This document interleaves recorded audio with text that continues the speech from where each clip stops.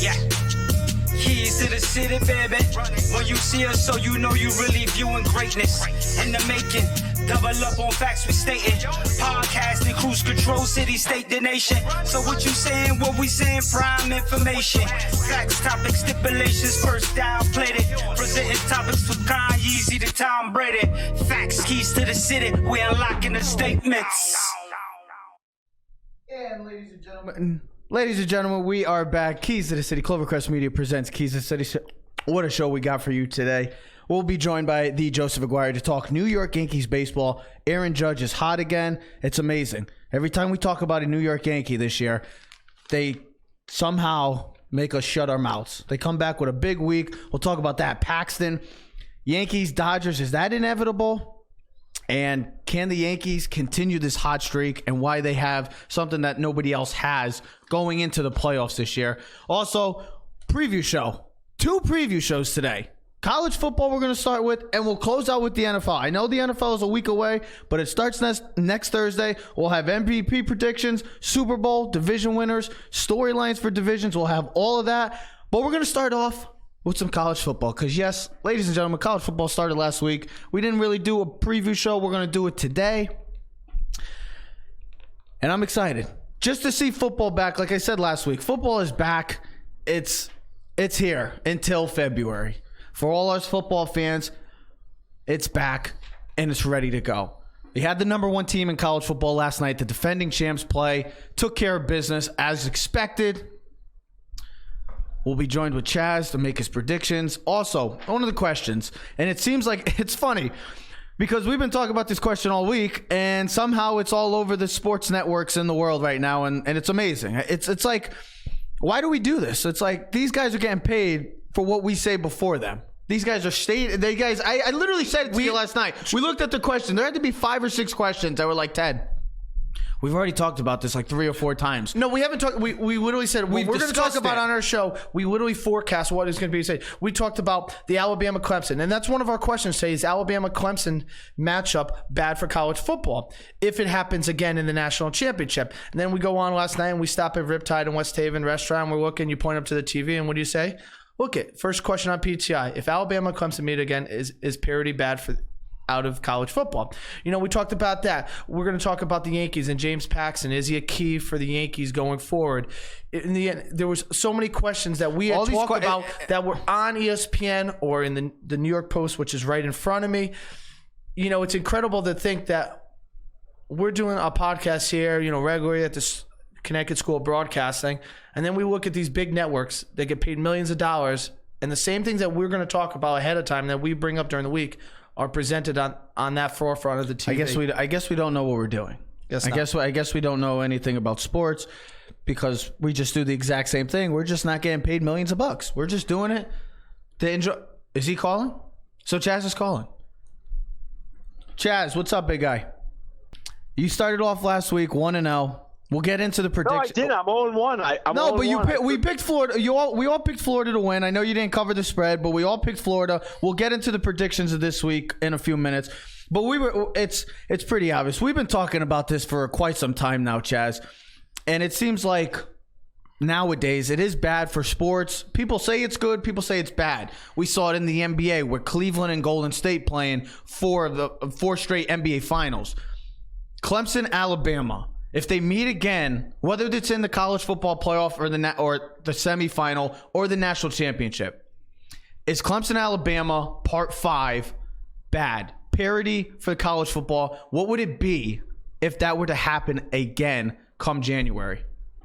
Well, I think the problem is we just overvalue Alabama. I mean, Alabama shouldn't have been in the national championship game the year that they played LSU. They didn't win their conference. You know, 2 years ago they won it without winning their conference. Although Georgia, I mean, it's honestly, it's unfair. And I know that I take a very minority standpoint. I might be an Alabama hater, but Nick Saban manipulates the system, plays to the strength of the SEC. Oh, the SEC is the best conference in football, never goes on the road and plays anybody, plays a middle of the road team in week 1, and then plays an LSU team that just Ed Orgeron can't coach his way out of a plastic bag and manipulates the system. Honestly, we need to start holding Alabama accountable and not rewarding them based on solely on the strength of the SEC. So 2 of those national championships, in my opinion, have asterisks near there because they shouldn't have been in the football game. But is it more because of the recruiting? I mean, or is it because of the scheduling of these teams that you see the ACC is so down and the SEC, Alabama doesn't they don't really have the hard schedule, as we say. I mean, yes, they play LSU, they play Auburn, they play Georgia in the SEC Here's the question, championship. Chaz. Either way, if they meet again, do you think it's bad for college football that the same 2 teams are playing in the national championship 5 years in a row? Yeah, I mean, look at the ratings. The ratings are telling you. The ratings were down horribly last year. Yes. Right? And I mean, you had marquee teams. You had Notre Dame, you had Clemson, you had Alabama, and still people didn't tune into it. Yeah, I think people are getting tired of it. I mean, it's the fatigue factor, guys. It's the same thing why the Super Bowl ratings are down this year. People are tired of the Patriots. It's the same storylines. I can't continue to keep watching Clemson and watching Alabama. But if you can't beat them, then what? I mean, why are you complaining? I mean, you saw Notre Dame last year. You saw Oklahoma get the chance to pull off the upsets. They just couldn't do it. It seems like Alabama and Clemson are far superior than everyone else in college football. So they get the blame for that because they're far superior than everybody else. I'm not saying that they're – listen, my whole thing with Alabama is, yeah, they're the best coach in college football history. They have the best program. They have the best facilities. They should begin year in and year out. But we should not just give them a free walk to the national championship every year. It's not the Alabama Invitational. It's not their birthright. Hold them accountable. If they lost to Georgia last year, they should not be in the college football playoff based on their strength of schedule and who they beat. They shouldn't. Hold them accountable and stop. Because part of the problem is listen, Clemson last year went and played Texas A&M on the road. 12th man, one of the hardest places to play in college football. Alabama did not do that in the non-conference. Stop making it inevitable for them to play. And tell Nick Saban, yeah, Nick, you're the best coach of all time, but your resume has to stand out. Georgia went to Notre Dame. Michigan went to Notre Dame. Notre Dame's going to Georgia this year. Ohio State went to Virginia Tech. Okay, they went to USC under Urban Meyer. Nick Saban has never ventured outside of the South for a non-conference game. Hold him accountable, and it's not Alabama's birthright to play in the college football playoffs. And yes, they're hurting the game because he's manipulating the system. All right. Well, that's Alabama. What about Clemson? I think Dabo Swinney's great for college football. I think it's great that there's a new name. I mean, watching him at the end of the national championship game last year with a big old smile, quoting Jesus Christ, how would you not want to watch that guy? Okay, his story, walk on Alabama. It's a great story. I think it's compelling. It's a new name. Yeah, I think he's great for college football. And he's the only one that can push Saban to the brink, other than Urban Meyer, and Urban Meyer's no longer coaching. So, okay. Yeah. Okay. Because here's the problem with Nick Saban. Nick Saban is unbelievable at preparing. Okay, and preparing guys and shutting down, but where has Nick Saban struggled? Passing games and mobile quarterbacks. Mm-hmm. You're right. And up-tempo offenses have driven him crazy. You're right.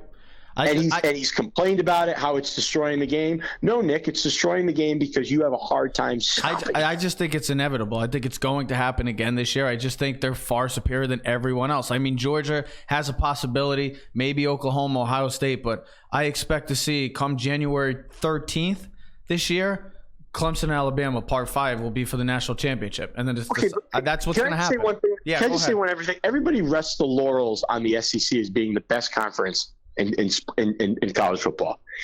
Take away Florida, what they were able to achieve under Urban Meyer and Tim Tebow, and take away Alabama. What has anybody done besides Auburn with Cam Newton and nobody else? Okay, their bowl record has not been fantastic over the last 10 years. Mm-hmm. If you take away those two teams, they're a very average football conference. I'm just being honest. I got you. The weird thing is, though, Chaz, you and me have talked outside of the show and stuff. The bowl series, you're right, because the bowl series, you would be like, well, if you're the best conference, why are you not winning? Like, if you're in 12 bowl games, why are you not going 10-2 or 8-4? And they usually go 6-6 or 7-5.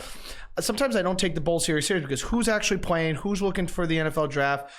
Coaches it's coaches completely are leaving, different. It's completely different now. The thing is, they were talking about it on the show this morning. Florida beat Miami, if Auburn beats Oregon, and then LSU beats Texas in 2 weeks, people are going to give SEC so much more respect in the beginning because it's like they took out the Big 12 in Texas. They took out Miami in the ACC. They took out Oregon in the Pac-12. You're going to be like, well, there's the SEC again. There's such a bias, but they're so dominant. I mean, when they play against each other, when they have these big head-to-head meetings, I mean, they prevail. They come out on top. So, okay. I know we could bash them and stuff and say that they're so much better than everybody else, but when these teams play and there's big matchups like this weekend and they're coming out on top, I mean, the facts prove it. Facts prove why for itself. Why are you allowed as an SEC person to crow about beating people on week one, okay, when we all know that a football team is a completely different team by the end of the year? 100%. Okay? We talk about this in high school football. You want to play certain teams early in the season before everything starts gelling. That's true. So my point to you is right now, if you're going to start, if the SEC is, we always win the marquee games in week one, but we struggle in bowl season, okay? Georgia, I don't care how unmotivated you are, you had no business getting beat by 30 in Atlanta, Georgia. Yeah, but we're not allowed to say that. When Alabama got blown out by the Sooners at Oklahoma, they didn't want to be here, but they can crow that they beat Florida State week one.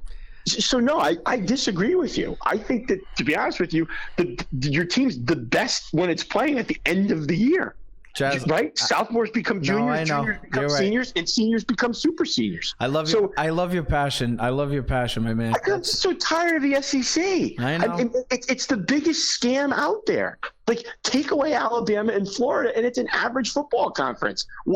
Name another school that's accomplished anything in the last 25 years in the SEC. LSU, one national title. Two national championships. Two national championships, okay, and a flawed BCS system, okay. USC was by far the better team that year. Yeah. Okay. And Auburn with Cam Newton. But other than that, it's average. Look at all the programs: Mississippi State, Tennessee, Ole Miss, Kentucky, Vanderbilt. I know it's the bottom of the SEC. We know is garbage, but so is everybody else's conference. You got to look at the top teams, and when Alabama stands superior, other than Clemson. I mean, what is Georgia's crowning moment in the last 10 years? Beating Hawaii by 50? Yeah, that's it. No, you're 100% right. Georgia's always one of those teams. They beat Oklahoma in the Rose Bowl. That would be. Other than that, they have their big moments. They're supposed to have big moments, and they never do. They always come up short, or they choke in the end. That's Georgia for you, though. That's why I'm not buying into their hype this year either. Take away Steve Spurrier and Urban Meyer and Nick Saban, and the SEC is the Big Ten is better, the Pac-12 has been better, and the ACC has been better. It's the truth. Let's see if you can keep going on this hot streak. We got the big games this week. We got 3 big games this week. We got Florida State and Boise State. Now, Florida State is a 5.5-point favorite, Chaz. Going him now. I don't know if you know, the game got moved from Jacksonville to Tallahassee because of the hurricane this weekend.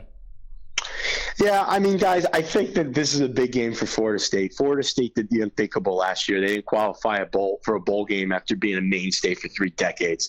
I don't think anybody has more pressure on him this weekend than Willie Taggart, and he's facing the most fearless college football team in the nation. They are the proverbial underdog, the Rocky Balboa of college football.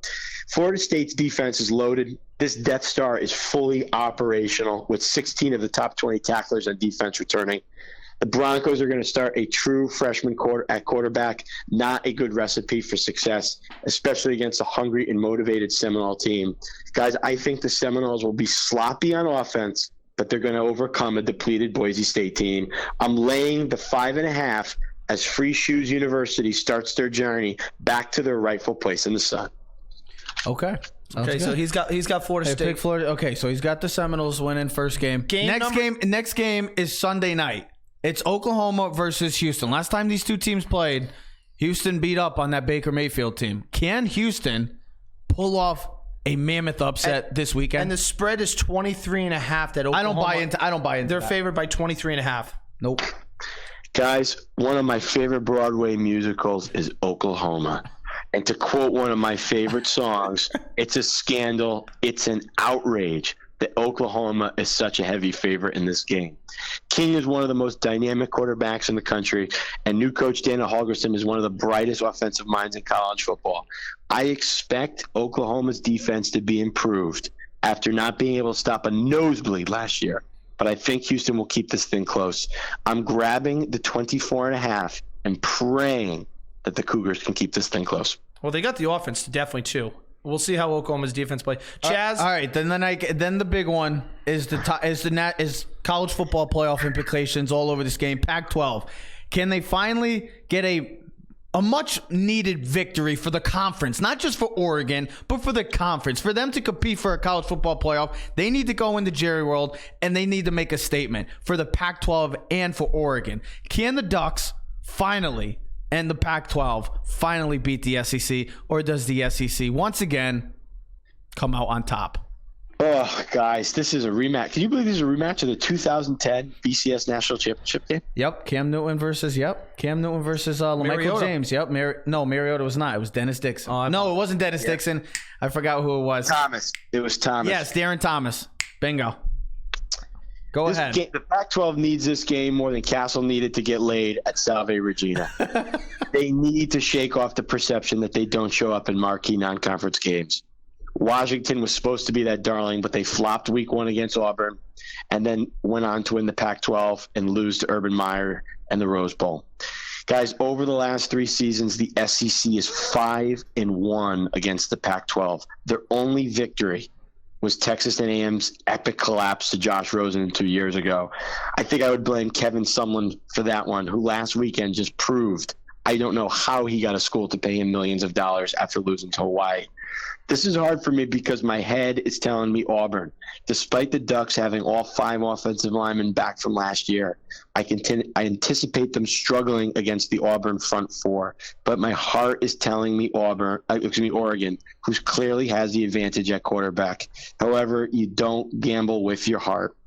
Last year, Oregon only generated 37 rushing yards against Michigan State in the Red Box Bowl. Auburn's defensive line is one of the best in the country, and the inferior MSU front 4 stymied Oregon up front, and especially on their aerial assault. They held them to 2 for 14 on third down conversions. I still hate the SEC. But I'm going to quote a quote that my father told me when I told him that I was too fat to play quarterback. The boys play in the backfield. The men play on the line. This game will be won in the trenches by Auburn. I'm laying the 3. And it's funny because Auburn, even though they're ranked, I believe 17th and Oregon's 11th, Auburn's the favorite, which speaks volumes to where the SEC and Auburn's power comes from. Yeah, well, I mean, don't forget, too, Heber has not played well in big games either. So this is a big moment for him, and I just think that the biggest problem is I do not see Oregon's offensive line blocking Auburn's front 4. Well, it's the best in the country. Time will tell. Time will tell tomorrow. Chaz, we'll see you tomorrow. I'll see you guys on Saturday. We'll see you tomorrow. We'll see you tomorrow as well, brother. See ya. We'll see you. See you, Chaz. So Chaz takes FSU, the Cougars, and Auburn. So before we get into those games, we're gonna give a college football preview. Well, let's make our picks. Do you want to do the picks? Yeah, absolutely. Are you sure? Yeah, let's make the picks. Florida State, Boise State. Like you heard, Chaz, Florida State, this is a team that always has high expectations and fails miserably. Willie Taggart needs to come in and prove that he can be a good head coach like he was at South Florida. I don't know what happened, but this guy was a very good coach at South Florida, went over to Oregon for a year, didn't do a great job, and now he's at Florida State. Was miserable last year as a team and a disappointment last year. Boise State, we know about these two teams. Can Florida State finally get over the hump and exceed those expectations? And Boise State, do they continue to be the Cinderella of college football? Do they go into Tallahassee and get a big, much-needed victory? That's the question. Are we going to get a Florida State team that's going to be great? Or are we going to get a Florida State team that continues to falter? Or are we going to get Boise State to be the Cinderella? Is this an upset? Is Boise State beating Florida State an upset? I don't consider it an upset. I do not think Florida State is that good. They have the talent. They have the quarterback. But I just see Boise State. This is the type of game I could see Boise State going right into Tallahassee and pulling off the upset. and just winning. It's Boise State. Why pick against Boise State? I'm picking Boise State. All right. I'm picking the Broncos to beat Florida State this weekend. How about you? I'm not. I'm bringing back Florida State. Now listen. Okay. Boise State's going to start as true freshman, just like Charles said. Hank Brockermeyer, okay? We'll see how he performs. Now, this game was going to be in Jacksonville. Like I said, it has now been moved to Tallahassee. It really doesn't matter. It's still in Florida, but I think it's even more so now powerful that it's going to be in Tallahassee. It's going to be a home crowd. Florida State brings back their starting quarterback in James Blackman. Mm-hmm. They're going to bring back a dynamic running back in Cam Akers. I think Florida State is going to have way too much talent on that field for Boise State to be able to keep up with in fourth quarter. I just don't buy into Florida State. Florida State brought a brand new offensive coordinator in. I don't buy into Florida State, man. I just don't, because every year we have this hope that they're coming back. So listen, the state of Florida, it's the state of Florida. I shouldn't just say Florida State, because we have this hope that. Go ahead. Go ahead. You got to start. No, go ahead. The speed and the talent on Florida State is going to be way too much for Boise State. Okay. This is not a neutral site game. It's different. It's in Tallahassee. The home crowd's going to have a favoritism. Who cares? Plus, you know who the offensive coordinator for Florida State is? Kendall Briles. Remember his father? Yeah, Art Baylor. Briles. Art Briles. I know. Okay, he coached at Baylor, FAU, and Houston. They average 41 points a game. It's a high-flying offense. Well, let's see. I guess we'll see. If he ends up becoming that guy, then I guess. So I like Florida State at home. Okay. Let's go with the Sunday night game. Sunday night game. Cougars versus the Sooners. Last time they played, the Cougars spanked that Baker Mayfield team in Reliance Stadium. But now it's in Norman. Could change everything. Jalen Hurts. What are we going to see from him? Everybody expects, he might be the Heisman winner this year because of the factor that Lincoln Riley has had the 2 Heisman winners previous. I just don't see Jalen Hurts as that quarterback. He's not a Kyler Murray. He's not a Baker Mayfield. He's going to do his thing, but he's not that type of quarterback. I expect this to be a high-scoring game, a fun game to watch. I think Houston will keep it close early on.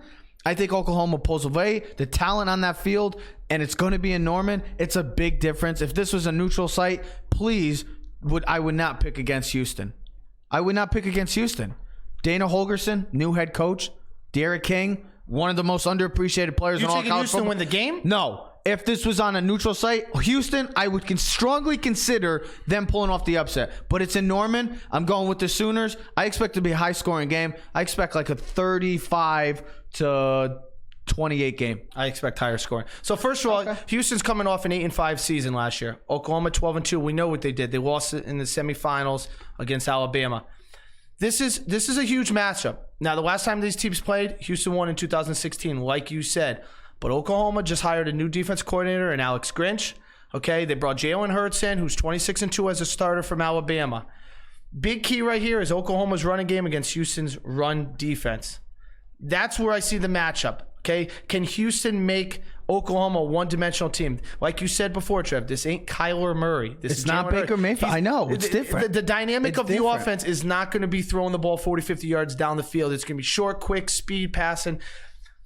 Okay. Who you got? I like Oklahoma in this game, in a high-shooting game, 45-41. Okay. Sounds good. It's going to be an outstanding game.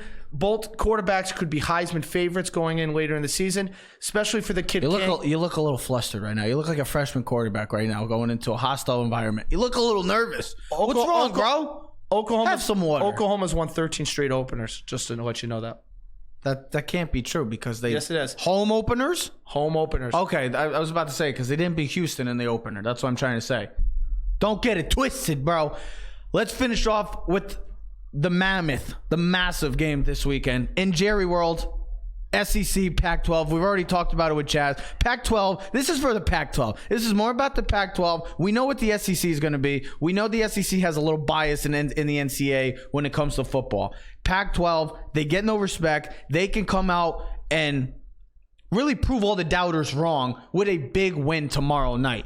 Now, if they come in, lay a dud, guess what? We'll all be saying, what else is new? It's the Pac-12. Not ready for the moment, and they get beat up. They're not ready for this moment. This is going to be a fun game. This is a rematch from the 2010 National Championship game. Auburn won. Oregon, you might have the best player on the field tomorrow in Justin Herbert. an eventual top 5 pick, maybe the number 1 pick coming this year. Don't know. We got to see what he does. He's a Heisman hopeful. How does he come back and kind of take the college football league by storm? I mean, he can really do that and get out right in the gates early on in this season for Heisman and for the national and for college football playoff. I expect Oregon. I'm going Oregon. I'm going to go with Oregon. Okay. I expect it to be a fun game. It's about the trenches. It all comes down to Oregon. Can they run the football? Can they run the... Yep. So, yeah. So, good. Yeah, good. Wake up, bro. You're saying yep. Wake up. No, I'm not saying yep. Yeah. Wake up. Yeah. That's what you say. Yeah. That's what you just said to me. You literally just said, yep. That's what I got. You just rolling. So this game has a bunch of storylines. I don't know if you knew this. Oregon hasn't opened with a win over a ranked team since beating Wisconsin in 2001. The Ducks have won 7 straight openers, though. Auburn is 6-0 versus the Pac-12 in neutral site games. Just a little stat and storyline. Oh, congratulations. You're my statistician guy, so. Now here's the other thing. That's what I use you for. Chaz would have loved this stat. Auburn brings back 5 fifth-year starters on their offensive line. Yeah. So that bodes well for their true freshman Bo Nix, who's going to be their starting quarterback. Oregon, on the other hand, brings back 5 seniors on their offensive line. So what offensive line dominates the ball is going to tell the difference of this game. Now, of course, you said it. Herbert is a Heisman candidate. Bo Nix is a true freshman. What quarterback doesn't make the mistake? Herbert shouldn't make the mistake. He's the veteran. This is why he came back and gave up being a top 3 pick to win games like this and to lead his team to a champion. If Oregon has any chance of making the college football playoff, they need to win this game. And I'm actually going to agree with you, bud. I just think at the end of the day, if you have the veteran quarterback, you should win this game. Okay. And it's not like Oregon's talent is not there. They have the talent. They had the number 1 player recruit last year out of high school, the defensive end. They bring back a solid offensive line. They bring back weapons. They bring back a senior quarterback. This is Oregon's Super Bowl. Their season won't mean anything if they lose this game. That's why you got to put all your chips in. I'm going to go with the Ducks. And I think Auburn wins a close one. Oregon 27-24 over Auburn. So we're going Pac-12 over the SEC. What a surprise. Yes, sir. Ladies and gentlemen, we're going to take a quick break. When we come back, we're going to do our college football predictions. Who's going to the Final Four? Who's going to win the Heisman? We'll get into all of that in a few. Keys to the City from All Noise Radio. We'll be right back, folks.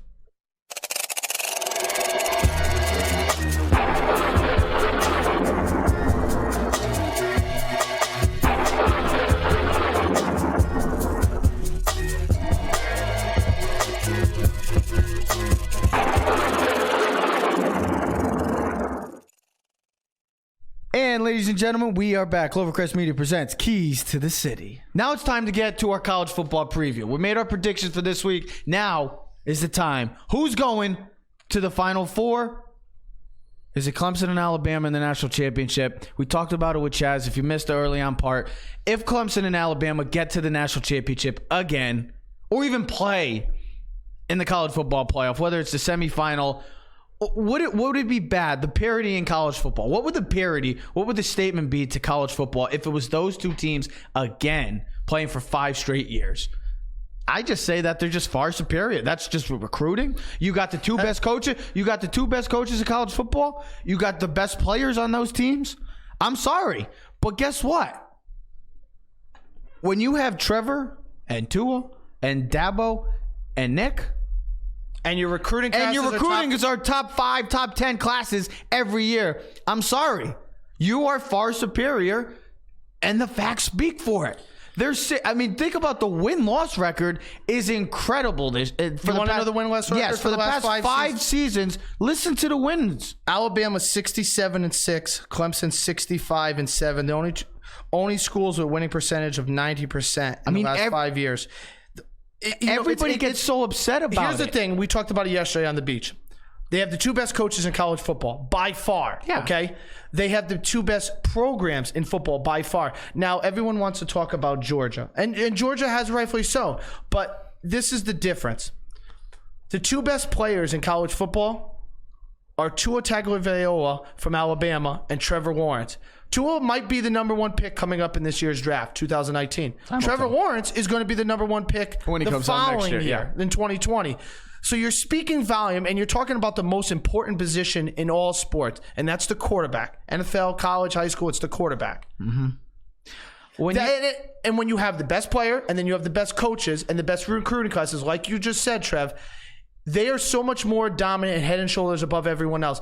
Yeah, I mean, we talk Ted, about Georgia. Georgia's talent is just as good as those two teams. The difference is, can Jake Fromm be good enough to compete against Tua and Trevor Lawrence? Look, because he's got to be that good for them to go to the national championship. Look, last year when Notre Dame and Oklahoma played these teams, we saw how much better they were than those two teams. I mean, everybody said, oh, well, Ohio State should have made it or Georgia should have made it. Look, they didn't. But who knows what would have happened? We saw when Clemson played Ohio State a couple years back. My Buckeyes got killed. They got shut out. 31-0 to a Deshaun Watson team. I'm sorry, but everybody wants to complain that, Clemson, or like when Golden State and Cleveland were playing.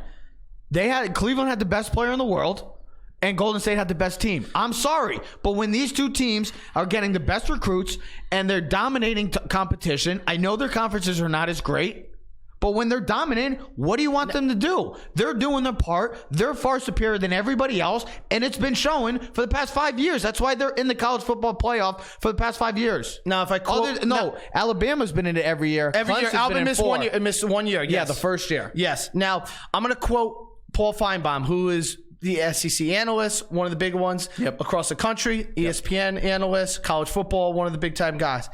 Now, the question was asked for. It's been asked all week. Is it healthy for college football if Alabama and Clemson's dominance for football? And he says, I think it's a problem for the sport, Feinbaum says. He goes, I don't see college football growing as its present time. And to his fact, he is correct. Because this year, it's Alabama, Clemson, and then it's trying to figure out who else, okay? Yeah, next year, who's going to be 3-4? Next year, you expect Alabama and Clemson. And when you get the top recruits, I'm sorry, but kids are going to want to go to Alabama. Kids are going to want to go play at Clemson. The last time the championship game featured a program from a different part of the country was an inaugural playoff in 2014-15 when Ohio State took down Oregon. Yeah.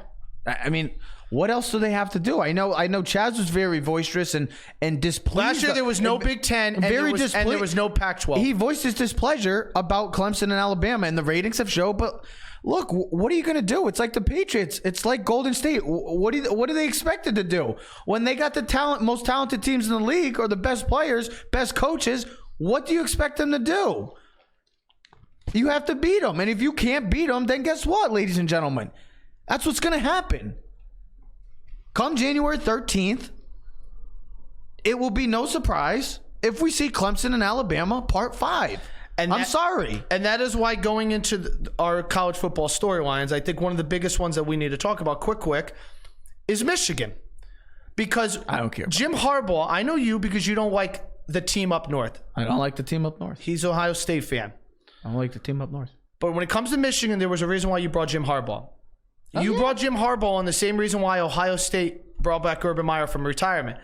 The same reason why Texas A&M paid Jimbo Fisher as much money to pull him from Florida State. Mm-hmm. The reason why premium coaching is very important. Jim Harbaugh, he's been there, 3 straight double-digit wins. But can he get Michigan to the college football playoff? And first of all, I should actually, let me reverse that. Can he beat Ohio State first? Then can he get the Michigan Wolverines to a college football playoff? No, because that is why you bring overrated. That's why you bring Jim Harbaugh there. Michigan's overrated, and they're not going to win this year either. So that's one of my biggest storylines going into Michigan. My biggest storyline. You got Michigan. That's a team. I got a player. I think, and you already said his name. You mentioned it already. It's Jake Fromm. I mean, we know what Tua's going to do. We know what TL is going to do. That's what they do. They're great. He's got a nickname? Yeah, TL. You give him TL? Well, I could call him Trevor because all the greats have the name Trevor. I'm kidding. It all comes down. They made a movie about me. Ted. Yeah, they made a movie. They did. They made a movie about a teddy bear. Congratulations, Ted. You're a teddy bear. And they made a part 2. You're a damn teddy bear. And they made a part 2. They're going to make a movie about Trevor Lawrence of his greatness. I said it yesterday. Jake Fromm And we've been talking about this because Georgia seems like that third team that we're expected to get into the college football playoff. Their offensive line is going to be nasty, best in the country. They got DeAndre Swift. They might struggle with some receivers, but you know how Georgia is. They got talent all over the place. It comes down to Jake Fromm. That's what it comes down to. We know what Tua and Trevor Lawrence are going to do. That's why they're going to be in the college football playoff. If Georgia wants to compete for a national championship, it relies on the shoulders of Jake Fromm. Plain and simple, that's it. Michigan is another team that faces a lot of pressure, but if there's a player in the entirety of college football, it's Jake Fromm. Yep. And then my overall take of college football this year, and I said this to you yesterday, like I said before on the beach, was last year it was all about the defensive players. If you just look at the NFL draft, the top 10 picks. Yeah. Majority of guys that we were talking about were defensive players. Joey Bosa, the Ed Olivers, the Clinton Farrell. I mean, Joey Bosa came back to college? Sorry, Nick Bosa. Get it right. The guy, we do that with the brothers. People make mistakes, just like people mess up us. Ted. Trust me, people think I look like Ted, but I don't. And last year was about defense more so. This year is the college football is built around the offense this year, and you're going to see. I mean, you talk about Herbert, Tua, Fromm, Martinez from Nebraska. You talk about Justin Fields, Jacob Eason. Shea Patterson from Michigan Patterson's another one. There's Kellen Moon from Texas A&M. Yes, there's that's another one. So Kelly Bryant from Missouri. There's a lot of Jalen Hurts, Sam Ehlinger. I mean, so you're talking, and that we just mentioned most of those guys are quarterbacks, and most of the teams have. So I was thinking about that, and then you think about like the wide receivers. There is an abundance of star receivers in college football. Alabama's got 3 of them that could be drafted in the NFL draft next year, maybe 2 in the first round. Yeah. Then you got the kids from Clemson, 2 of them, T. Higgins, Justin Ross. You got the kid. We were just watching highlights. The other kid from Colorado, Chenault Jr. I forget how to say his first name. Whatever. It doesn't even matter. Kid Rondell Moore from Purdue. There's so much talent. Jonathan Taylor from Wisconsin. The offense in college football is loaded this year. You're going to see it front and center. I think the Heisman is going to be the closest race we've seen in years. So who do you got? And I was going to make the Heisman prediction, but I'm just saying offense. And here's the other thing that's taken storm this year in college football: the transfer portal. It's played. Think about it. What would Ohio State look like this year without Justin Fields? Who knows? What would Oklahoma look like with no Jalen Hurts and having a true freshman starting? Because that's what would have been the true freshman. Same thing with Ohio State. Same thing with Kelly Brown going to Missouri. Don't be surprised if Jalen Hurts comes out struggling and that freshman comes in and plays. Don't be surprised. Jalen Hurts is not like we all make it seem like Jalen Hurts is this second coming of No, I don't think one of the best quarterbacks in college. I mean, he's 26-2. I know he played for Alabama, but he's not going to a scrub team. We'll see how good he really is in this type of offense too. He's had an offense where he can run the ball, play action, and guess what? Now he's going to be. This is an offense, a run and gun, fast, up-tempo offense. I think it works to his favoritism. The Heisman, his athleticism. Heisman. Let's just make it pretty clear. It's going to be a quarterback that's going to win the Heisman. I would be stunned if it's not a quarterback. The running back would have to do. Jonathan Taylor is one of the guys that I think not named a quarterback that would be in the conversation for Heisman. But when I think of Heisman, it's going to become a quarterback. Whether it's who is it going to be? That's the question. Is it going to be Justin Herbert, Tua, Trevor Lawrence, Adrian Martinez? So is it going to be Jake Fromm, Ehlinger? Is it going to be Jalen Hurts? I mean, there's 5 or 6 guys right there off the bat. Who is it going to be? It's going to be a quarterback. I think we could just. So are you doing your Heisman finals? Yes, I'm doing my Heisman. So who would be your top 3 right now going into week 1? Oh, that's easy. It's Trevor Lawrence, Tua, and I put Justin Herbert. See, I think the only thing that could hurt Trevor Lawrence. Those are the 3 best quarterbacks in college football. Here's what I think could hurt Trevor Lawrence, and I'm going to use the Reggie Bush, Matt Weiner thing. Is his co-partner last night, Travis Etienne. I mean, last night he had 12 carries for over 200 yards and 2 touchdowns. He could have 2,000 yards rushing this year, and he could get Heisman votes, which could take away from Trevor Lawrence. Just not going away from the Heisman. No, I'm not saying that, but it could take away votes. Okay. Jared Jeudy could take away votes from Tua this year. Oh yeah, of course. There's so many. So guys. who's your Heisman top 3? You're making it seem like you're not going to pick a quarterback. No, I'm definitely going to. So who are you picking? I'm going to have Tua and Trevor Lawrence because I believe both teams are going to be undefeated. And you got to think about that. A lot of times, it really, the guy could be the best player in the field, but if his team is losing, it hurts him. That's what I think could hurt Justin Herbert. If his team is not in contention, he will fall out of the Heisman race, even if he puts out outstanding So who's number numbers. 3 then? I think it comes down to the winner of the Oklahoma-Texas game, Sam Ehlinger and Jalen Hurts.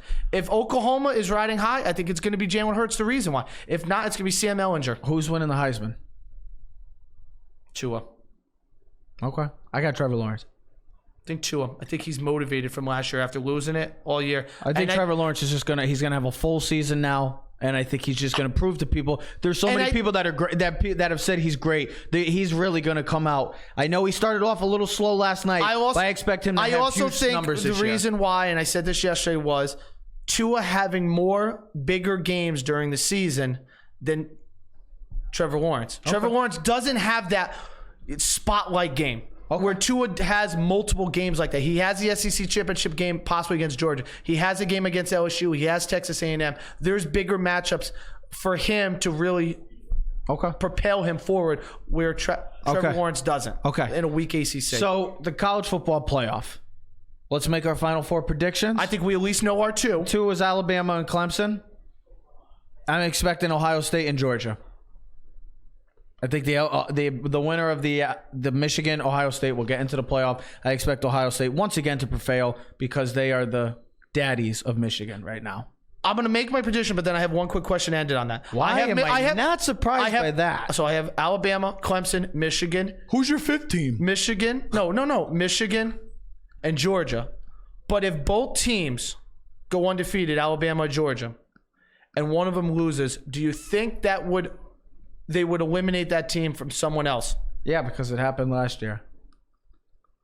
I just think that if there's an undefeated team, if there's 5 undefeated teams, and Alabama or Georgia has a 1-loss game, how can you leave out the undefeated team? Okay, so if it's Michigan, say Ohio State's undefeated, or say a Pac-12. No, use a Pac-12 team. Say a Washington or a Utah or an Oregon or undefeated, and Alabama or Georgia have that 1 loss. In the SEC championship game, they're both 2 and 3. Are you putting knowing? I think a team like Oregon gets in because of that big win against this win. What if it's Washington or Utah, which Utah is one of the favorites in the Pac-12? I would not see it then. I know. I think it's because of marketability. I'm just asking. Think that comes into play of marketability. I'm just asking. If Alabama, let's be honest, if Alabama's not in the college football playoff, there will be people that love it. But you want to talk about ratings dipping? Try seeing no Alabama in there. Watch how far the ratings dip. That's all I'm trying to say. So I got Clemson and Alabama 1-2, Georgia 3, Ohio State 4. I expect Clemson and Alabama to be in the national championship once again. And for the winner, I'm going Roll Tide. So am I. I'm going Roll Tide. I think Alabama wins this year. I got Roll Tide, and I expect it to be another classic. Not last year. I expect it to be a classic. I expect it to be, hey, part 5. Guess what? If you don't like it, then do something about it, people. And I'm looking for the 2 biggest rivalry games this year. I'm looking for the Red River Shootout game as the most important, and I'm looking for that Michigan-Ohio State game. I can't wait. I can't wait. November 30th. College football is starting. Big weekend for college football. I'm excited. Oregon, Auburn. Massive implications for the playoff. We'll see what happens. But the inevitable is coming. Clemson, Alabama, part 5. It will happen. If you got a problem with it, you better do something about it. To the rest of college football. Ladies and gentlemen, we're taking a break. When we come back, we're going to be joined by the Joseph Aguirre to talk some New York Yankee baseball. James Paxton, Judge is hot. Who's the face of the franchise? Could it be Judge, Torres, or could it be both? We'll talk about that all with Joe. Keys to the City from All Noise Radio. We'll be right back, folks. How will I know when it's time to hang it up? My wife asks me that every week. You know, and I tell her as long as I can still get out there and compete at a really high level, you know, there's no reason why I can't. You know, I think I could realistically play till I'm 45, like Tom Brady. Come on, get out of my face. Come on, get him out of here. Get him out. Motherfucking fly.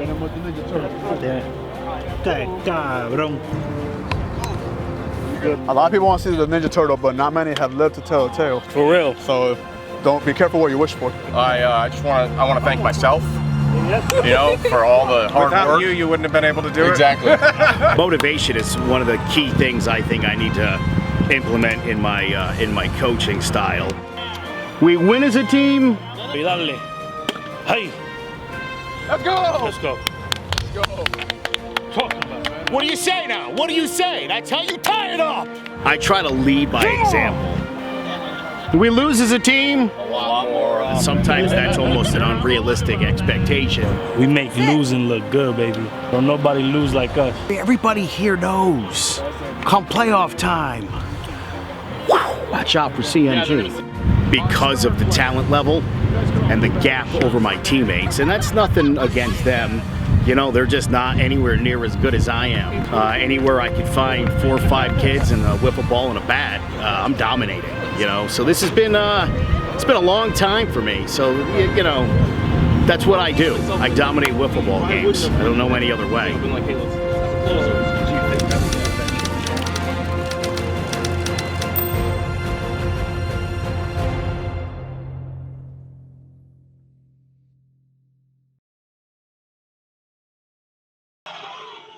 And ladies and gentlemen, we are back. Clovercrest Media presents Keys to the City. The host of the roll call, the president of Clovercrest Media, the usual, the fan favorite, the weekly guest. You're not even a guest. You're just you're a part of this show. I like that. You're part of the show. Not even. You're just not a weekly. You're not a guest anymore. You're family. You're a Keys to the City family member now.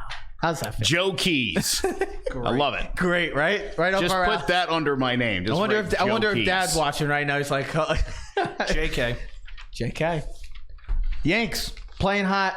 Judge playing hot. We talked about him last week. It's amazing. It's another guy.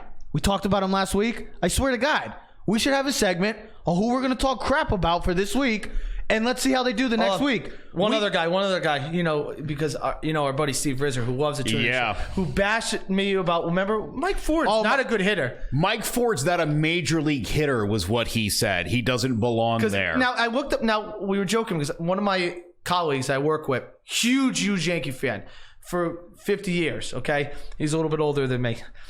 We were talking about Mike Ford, and he's like, he's not, he can't hit for crap. He's like, what is he, below the Mendoza line? I looked, and he was batting 191. But I looked at the thing, he was 20 for 91 at bats, and I'm like, do you know if he has 10 more hits? He's batting 300. Right. That's the difference where he was at right now. 10 more hits. He's playing 5 more hits, he's batting 250. 10 more, he's batting 300. So, and he struggled a little bit. But you can see right now, as we've talked with multiple guys, when you start playing on the regular basis and you start getting those at-bats, now maybe it's a hot streak, but who cares? He's showing potential that he could be the future first base, or at least that guy to go with Luke Voigt going forward. He's proven it the last 2 weeks. Speaking of future, I posted a poll this week, and I'm looking at the results right now. Got 600 after 611 votes. You saw the question, right? I saw the question, and I'm shocked by the response. But I was thinking also. I'm glad you agreed with me. No, but I was also thinking about it last night. It was like, ask Ted. Can there be both?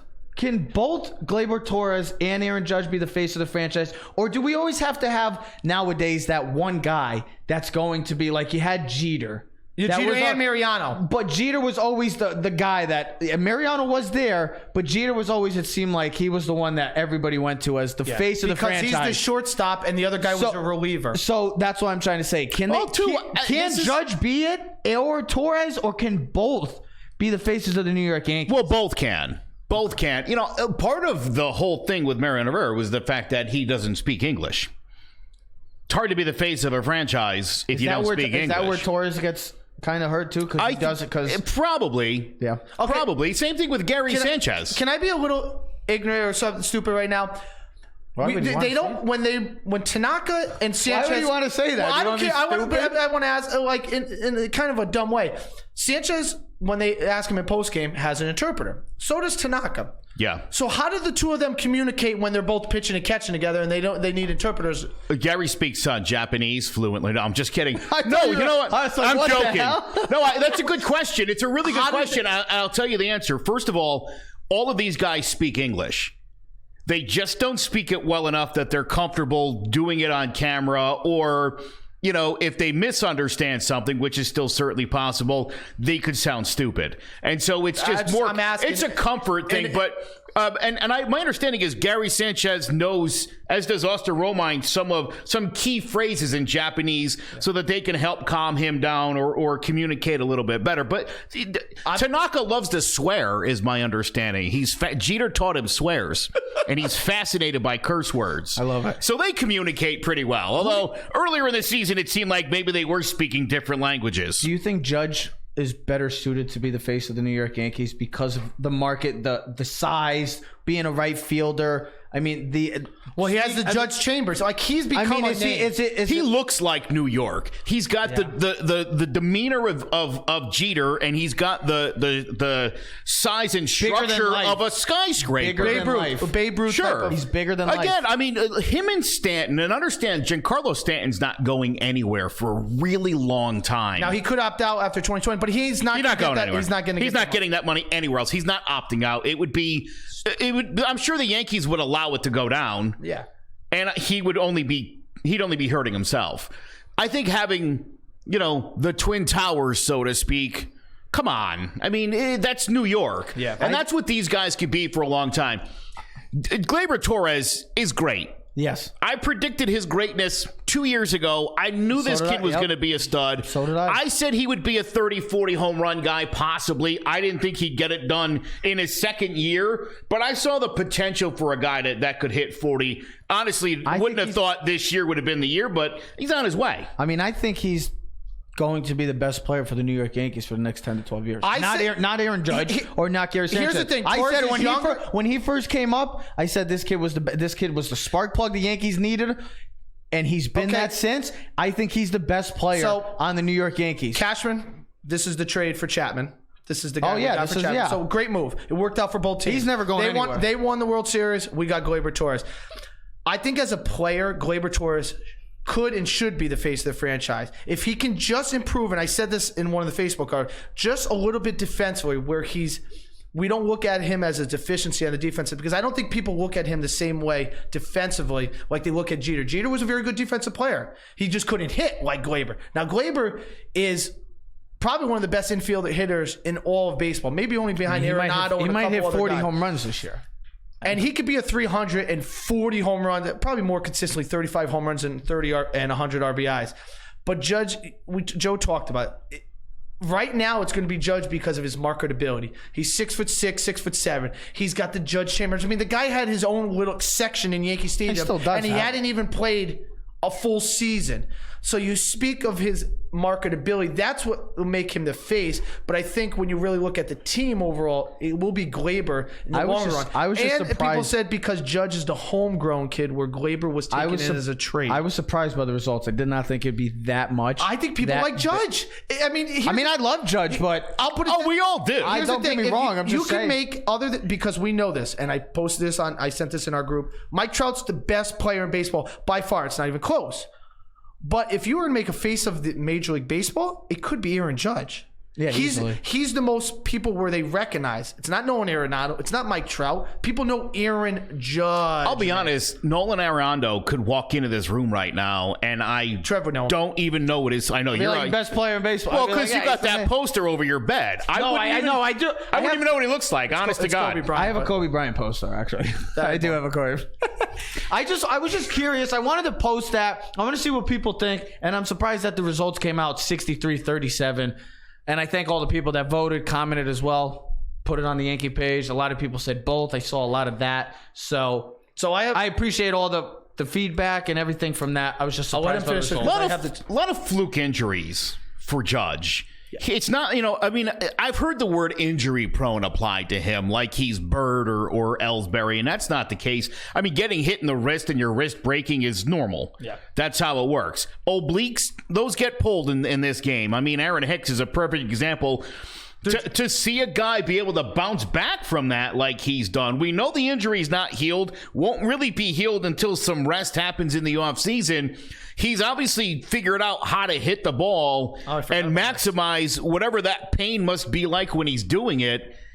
I mean, give him all the credit in the world. I totally forgot about his home runs now. He is hot. We were bashing him last week. That's what I'm saying. We gotta have like a segment each week or something. I remember talking trash about the Then let's do it about J Happ, because he needs our help. Okay. Yeah. Well, hey, we did it against the Kraken, and then he got hot again. Yeah, we did it against our Encarnacion. How about those? How about him throwing runners out on the bases like nobody's business? Why is anyone running on him? He did it twice in the same inning. Why'd you do it? Well, why? Paxton was pitching. He walked a couple batters. 5 of the 6 batters. Speaking of Paxton, it's one of our questions. Well, one of our questions, and it'll lead into that as well. Paxton, do you think he's the key for the New York Yankees pitching staff? Because he's hot right now, but we all say Tanaka, he's been pitching great, and Sevy's going to come back. But is Paxton really the key, though? Because this is what we traded for him. We expect Tanaka in the postseason to pitch well. No matter what his regular season looks like, no matter what the last couple starts of the year look like, come postseason time, he delivers. He's done that since he got to the Yankees. You always feel good about that. We talked about Severino back, and a little dicey. Yeah, better as he's gotten more postseason experience. Herman is having a great season. Never pitched in the postseason. So it's for me. It's like you can't. But you don't trade Justice start him first. You didn't trade Justice Sheffield. I think James Paxton. I mean, the way he's pitching right now, Paxton, you brought in to be your second ace. Really, you read about that. They were talking on Michael K show. He's won 6 straight starts. Okay, he's had some ups and downs. I watched him against the Dodgers series. I didn't realize he had a 97, 98 mile an hour fastball. I mean, he was clocking it up there, and he looked dominant. Yeah. Then I watched him, he looks good. Now, he has those faulty innings. Like we said, Joe, no first inning runs for the first time. 10.57 ERA in that first inning. And then after that, he's stellar. How do you feel about that? Ted just called you G. I'll take it. G as in giant fan extraordinaire. 6-0 in the month of August for Paxton. Won his last 6 starts at 3.57 ERA, 39 Ks in 35 innings. He's been using the curveball more, which only helps. That backside curveball. Which only helps when, again, fastball. The velocity, he's been a 97, 98 guy. And this year, 94, 95. But when you throw 97, 98, there's a difference. Oh, it looks big good. difference. It looks good, too, when the offense and here's is the thing. the ball. We've talked about this. The way I look at it, it's the Yankees and the Astros, okay? We know what they have for their first lineup, 3 pitchers. They're going to go Verlander, they're going to go Cole, and they're going to go Greinke. The Yankees, we know they're probably going to go Tanaka, 1. Maybe they go Herman 2. We don't know. No, maybe Herman 3. They may go Herman 2 if they're home because his better home road splits. He's terrible on the road, which makes no sense. I'll take Paxton. But here's the thing. I don't want Herman starting game 3. No, I don't either, with the pressure. Somewhere else. Again, it's going to depend on whether we're home or away. But the matchup to know that you're going against the Astros, you're like, all right, I feel comfortable with Tanaka game 1 home. He's pitched here. He knows how to play. He pitches well at home. Herman is the wild card, but he's a better home. I don't worry about And then Greinke. Paxton, it's like, all right, I got a veteran guy. It's a lefty. He does well. He pitches well against the Astros. I know I can match him up against Greinke. I don't worry about Greinke. doesn't match up well against the Yankees. I don't worry about Greinke at all. I mean, Cole's nasty.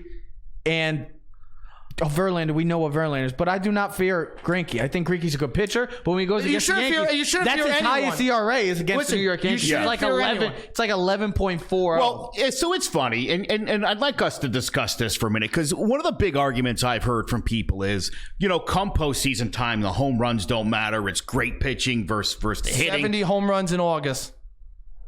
And counting tonight. Do you have any doubt that this team's going to homer straight through the playoffs? I do. No doubt. Their best bet to get to Verlander and Cole is not going to be playing small ball. And anybody who thinks that is a moron. All you need is 2 good hits. Yes. 2 good hits. Like Kyle Seager they had 1 hit at Paxton the other night, and it was a 2-run shot. And you can get right back in the game like that. You pull Verlander or Cole by the 5th or 6th, get to their bullpen. And we know if the Yankees get to the bullpen, it's going to be all over. And it's all you got to do. And it's funny.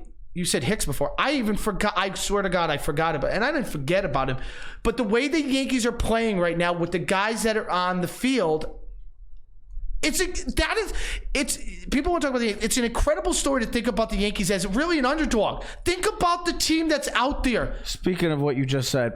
Hold on. You going to ask the question? No. It's not a question. It's not a question yet. I was talking to a couple people last weekend about this. And I came up with the perfect word for this New York Yankees season if they did not win a World Series.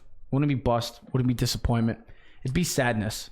I'd be very sad because of how much they've overcome this entire year. To have almost 25 players out with injuries and to still have the best record in baseball, and to have guys like Gio come up clutch, Tautman to come up clutch. And if the Yankees were to lose in the World Series or something, it would just be sadness. I wouldn't say, oh, this is a bust year, or I'd be sad.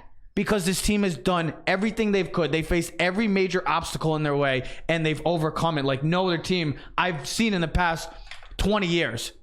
And that's why I keep saying it. People are like, it's pretty intriguing. I'm like, yes. You can't be mad about this team if they don't win a World Series. You can't be disappointed. You just got to be sad because everything that's come into their lane, they've literally overcome it and moved out of the way. And look at them right now. They're the best team in baseball. And with guys that at the beginning of the year we're thinking are blue chip players, not my own generational talent. I'd be a little bit more mad than sad. No, I would not be mad. I'd be sad. I understand what you're saying. I'd be sad because, bro. And he's right. Sadness. I'm going to agree with Trevor, and I'll tell you why. Yes, finally. They've overcome so much. Yes. And one of the main things they've overcome is very inconsistent and at times poor starting pitching. Yes. On top of the 31 guys on the IL, on top of Bird and Duhar, guys who have been out for the whole season. Yeah. Any other team that had to face this would be 20 games under 500, and they just chalked this up to a lost year. The fact that the Yankees have the best record in baseball, and I don't want to call them the best team in baseball because... Do you not think they're the best team? No, it's based on your opinion. They're one of the best three. It's all based on your opinion. Okay, that's all I'm trying to say. I wouldn't think of any other word other than sadness for me for this Yankee team. I agree because of what they've done. Yes. If they fall short of the goal, it's like, man, we're right there. We did everything we had to. Look at 2001. Think about after the World Trade Center. That's sadness. Think about, that Yankee team. That wasn't even a great Yankee team. That was the end of that long run of World Series. That it was team coming to the end. Paul O'Neill was retiring. That was the end of the Yankees. Now I'm thinking of Game 5 when they were chanting. You're going to make me cry. I will cry at that. I love it. For me, that World Series was sadness. It wasn't disappointment. Well, it was sadness that was so much because of the 9/11. Absolutely. And that's why. And the whole world basically the Yankees had the world on their shoulders when they resumed. It was the first time. It was sad. You felt like everybody in the world wanted the New York Yankees to win a World Series. Yes. So that's how I feel about this. I mean, how can you hate this New York Yankees team? I know it's the Yankees, but for people that are not the most athletic players or the best players, you look at this New York Yankee team and look what they've done. And for them to be where the position they are right now, to be dominating the AL East, to possibly getting home field advantage, to being the best team in baseball for majority of the season with all these injuries, if they do not get to a World Series or lose in the World Series, it would be very, very devastating. That's the other thing, too, for anybody who wants to discount or discredit this Yankee team. They have been phenomenal all year. The word go. Yes. Despite all the injuries, despite the bad starting pitching, I don't understand what the argument against this team is by anybody. I think they didn't buy all the players that are on the field right now. They're right. So anybody that wants to continue to make those statements, by the way, that's over 5-10 years. Marcus Stroman, a 4.91 ERA since the deadline, and Trevor Bauer, a 7.62. Yeah, and Keuchel hasn't been that great for the Braves. No. So here's all these moves the Yankees make. Yes. So all brilliant. Great job, Cash. I'm gonna make a comment, and then I will transition to what we're really going to talk about. How about we talk about the Mets last week? How'd the Mets do this past week?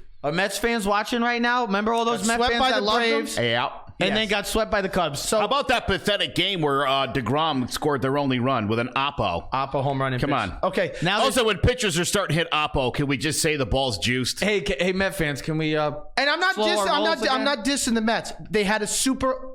They were hot for 3 weeks. An amazing 3 weeks. But hang your hat on that. They're not going to make the playoffs. No, they're done. So now let's transition. See you later, Met fans. To the last part of this MLB section. What we're talking about. Realistically, Yankee talk. Okay, so I thought about this yesterday. And I said, how can I phrase this? Now, this is a 2-part question. First question is the Yankees-Dodgers inevitable? And then what I said built off of that question was to Trev yesterday. If the Yankees make the World Series, will they be better prepared for the Dodgers than the Dodgers will if they meet the Yankees in the World Series? And the reason why I said that is because the Dodgers and then everyone else in the West. Let 'em Where go. the AL, hold on, and it's not a question. The AL is the Yankees, the Indians, the Astros.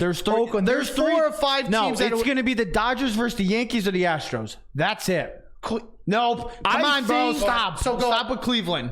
No. But they're better competition. I agree. I agree with you 100% here, Ted. I'm sorry, Trevor. I hate to say this. You don't think it's just the Yankees and I Astros think and the Dodgers? Indians certainly have. The Indians have enough to get by either the Yankees or the Astros. I do think that. I don't think they will. After that year they lost to the Yankees in the DS with that best record in baseball. No, I'll never. I'm going to hold that against them from like 2 years ago. Trev, but can't hold that against them. But they were so good last year. They're dealing it's a with different team. They're dealing with so many injuries right now. I don't take them Trev, serious. here's the thing, though. Do I think they're going to get there? No, I agree with you. But when you look at the Cleveland Indians or the Oakland A's, and then you look at the teams in the NL, really? The Dodgers are the class of the National League, and it's not even close. They've been the class of the NL. Yes. For the past 4 or 5 years. But there was the Cubs were right there. 4 or and 5 the years. Nationals, and I know you don't take the Nationals, but they were there. Now it's really even more so this year than anyone else. So you think it's the inevitable? I do, especially the Dodgers. I think Yankees or Astros is probably a 98% yes. Do I think anybody could upset the Dodgers in the National League? No, I don't. I don't. I would put all my money on the Dodgers getting to the World Series. In the American League, could the Yankees lose a 5-gamer in the first round to Cleveland? Yeah. No. Minnesota? Yeah. No. Could Minnesota take out the Astros in a 5-gamer? I think so. I think when you're looking at, especially with the Twins, with the home runs, I mean, some of these are game changers. Yeah. You know, Nelson Cruz hits 3 in a game. He's done it how many times this season? You're all over. Do you know how I compare the Astros and the Yankees? I compare it to Alabama and Clemson, to every other team in college football. I think there's good teams like a Georgia and an Ohio State, Oklahoma. Good teams. They ain't beating Alabama, Clemson. There's good teams like the Indians, the Rays, the Twins. They ain't beating the Yankees or Astros. Now this is the question. Now this is the question built off of that. I just thought about this to you and Joe. Would it hurt the Yankees and Astros? Does it hurt the Yankees and Astros because these teams might have to go 7 against each other? So you know, like in football or basketball, you burn out more because the competition. Where the Dodgers could go sweep 5-game series and then have 10 days off before they have to play game 1, where the Yankees and Astros could go 7 games and you're working your bullpen and hit. I'm asking both of you. I would say this, as far as if the Dodgers were to get there, say in a sweeping fashion, look at what's happened to them the last couple of years. Yep. And you're sitting lost for in 5 games past 2 and now years. you're sitting 4 or 5 days waiting to see who you're going to play, and I think the mental part of the game starts to affect you. I think the Yankees are better prepared for anybody. Like you said, just the Dodgers, I think they'll be better prepared than anybody else, because and Joe said it multiple times, we've said it multiple times, no team can face the injuries that this Yankee team has had and still be great. They should have swept the Dodgers. If the Indians lost Lindor, they lost Jose Ramirez, that's a big loss. If they lost Kluber, Clevenger, Carrasco, all these guys, and they were out for long periods of time, which they have been, they're all right, but they had a struggle period. The Yankees have been dominant for all year. The Dodgers, don't know about the Dodgers. If Bellinger was out for the whole, say Bellinger was out for majority of this year. Muncy just got injured. He was out for majority. Kelly Jansen just blew his 6th straight Kershaw save the other night. That's another thing. Their bullpen. The Yankees bullpen's been great. The Twins.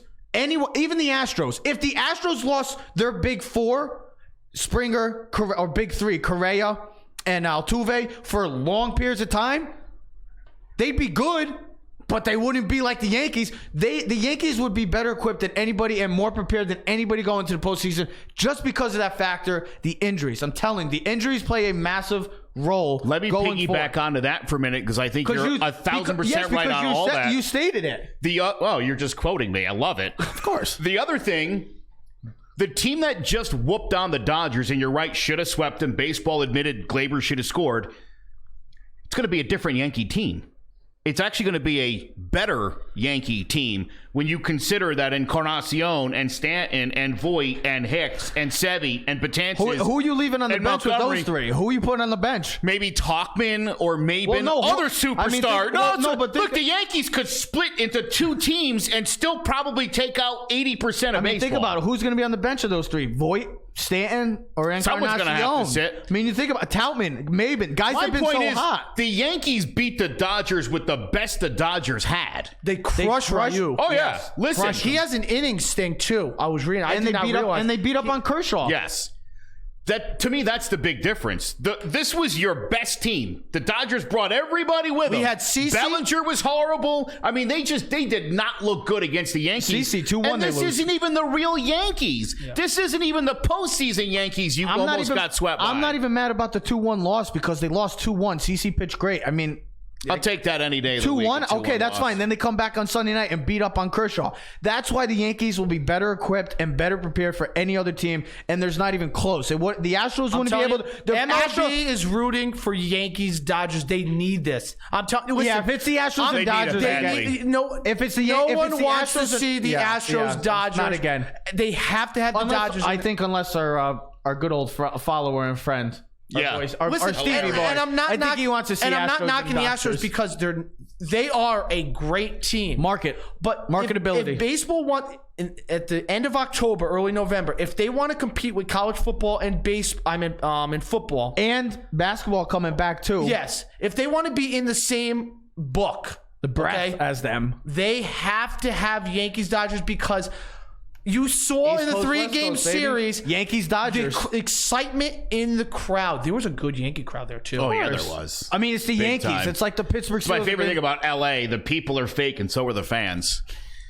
Gotta love There's that. No real you gotta love that. You gotta love that LA crowd out there. Sometimes it's Dodgers fans chanting "Let's go Yankees." They're wearing the blue hat. So to answer your question, it's not just the Dodgers; it's the entire MLB and the teams contending for a playoff because no other team can be able to withstand the injuries that the Yankees have, or the Yankees have, and still be able to be dominant. Imagine a Minnesota-Milwaukee World Series. I wouldn't watch. Why would you? And that's what I'm just kind of off your point. I mean, media market 1 versus 2, Yankees-Dodgers. They've met how many 9 times in the World Series? 11 is it? Yeah. And the Yankees have won 8 and 3. All right. That's the World Series you want for a million reasons. I think that's what the fans. My point is, that's what baseball's been wanting the past couple of years, and the Yankees are this close, and they're just Houston, Milwaukee. No, last year was good with Boston, Boston, LA. But New York is because of the you'll take Boston, LA. That's cool. That's a good one. But because of Boston, LA, Lakers, Celtics. Celtics. Stop shaking your head over there. I see you, Boston fan. We got another. He's got a Boston, and he's got a Canadians hat on. What's up with that? What's going on with that? I think that's just mad respect for the NHL. Yeah, that's what I'm saying. Just to finish up with that, the Yankees, sadness, and they're better prepared than any other team. No sadness, bro. Straightforward. No, that's what I'm saying. Straightforward. Like the movie 300. Charge, and we're coming right for you, baby. That's it. Ain't stopping us. The Yankees are 37-25 versus teams that are 500 or better. It is the best record in baseball. So again, the argument that the Yankees are only beating up on bad teams or that their pitchers the are AL horrible. is better than the NL. Who are they beating up on bad? The Dodgers are beating up on bad competition. That's just. So did Cleveland. I mean, Cleveland got good by feasting on Kansas City and Detroit for a month.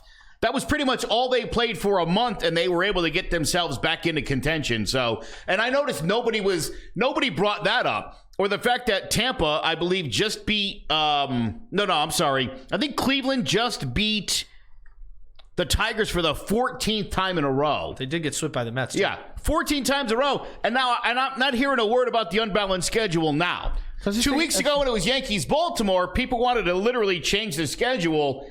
Another team does it, and no one... Because it's the Yankees. It's a blip. Nobody cares. Don't worry. Yankee fans are happy right now. We're playing great. Big weekend against the A's. Let's see if we can take that again, too. Take 2 or 3. I'll take 2 or 3. I want a sweep. I want justice. I want revenge. Good point. I want sweep too. But the Yankees are... You're competing for the best record in baseball. Don't forget. At the end of the day, you still want Game 7. But I don't fear Game 7 in the Dodgers like I do Game 7 in Houston. Good news, Betances and Severino could be pitching this weekend. They're pitching, throwing. Good news. That's very good news to know for Yankee fans. Coming for it. But Yankee fans are happy. The Yankees are playing hot. And all the Yankee haters, shush. Ladies and gentlemen, we're taking our final break. We're going to be talking NFL season preview as well. Joe, as always. Thanks for having me on. Hey, happy Labor Day. Have a great weekend. Happy Labor Day to you boys, Be too. safe. All right? Always. Stay out of trouble. Always am. Any wiffle ball for you? We're playing wiffle ball tomorrow, actually. Are you really? We're playing with our boys tomorrow. What time? 4 at noon. Yeah, maybe I'll at the Valenti Field. Swing by. There's a tournament coming up September 25th in Meriden if you guys have any interest. It's a full-day tournament, lots of prizes. Probably on a Saturday. We'll figure it. Well, I guess we'll have to figure it out. We could talk. Joe, have a great weekend. That is the fan favorite, Joe Aguirre, talking New York Yankee baseball. You can follow him. He's got a lot of stuff. He writes a lot of great articles. If you're a Yankee fan, go check him out. Roll call. Joe, thank you again, my friend. We'll be back talking NFL. What to expect for this upcoming NFL season. What are our predictions? We'll give it all. Keys to the City. We'll be right back, folks. Clovercrest Media Group presents a CMG podcast. Normal guys, they can't do things that we can do. We love football. Football's in our blood. Football's in our life. Yeah, we gotta build a tradition. Were you not listening to me? Do you not? I'm never listening to you, bro. We're not just a podcast. We're trying to help people out and do better things for the community as well. Very simple. Go do your job and get the job done. A guy that he swung out and struck out 150 times head. Stop swinging at the slider 5 feet up. His stance is like this. There's no other show like that. Two brothers, Keys to the City. What better name? And ladies and gentlemen, we are back. Clovercrest Media presents Keys to the City. If you missed earlier in the show, you can check us out. Spotify, YouTube, Facebook. Go check us out. Instagram, Twitter. We're all over the place. Keys to the City. Bigger and better things coming. And speaking of bigger and better things, the NFL season's right around the corner. 6 days away until I can't believe football's back, man. I love it. Just to know that football's best back. time of the year. Are you sure about that, Ted? Because I know you like to complain because summer's going away, and I know you love that summer. Well, it's still I know nice. you love that summer weather. It is still nice out, so it is still nice. But the boys of fall are back. We had our college football preview early on, made our predictions. Now it's time. Yeah, that was in the first part of the show. If you missed anything for college football, that was the first 30 minutes of the show. We talked about baseball. We just had some baseball talk, New York Yankees. We talked about that with the fan favorite Joe Aguirre. Now it's time for our NFL preview. What's going on? Well, you already know who's in. You're out of your mind. Well, before we even get to a Super Bowl, I already have half of the Super Bowl. You already know my Super Bowl prediction for half of it.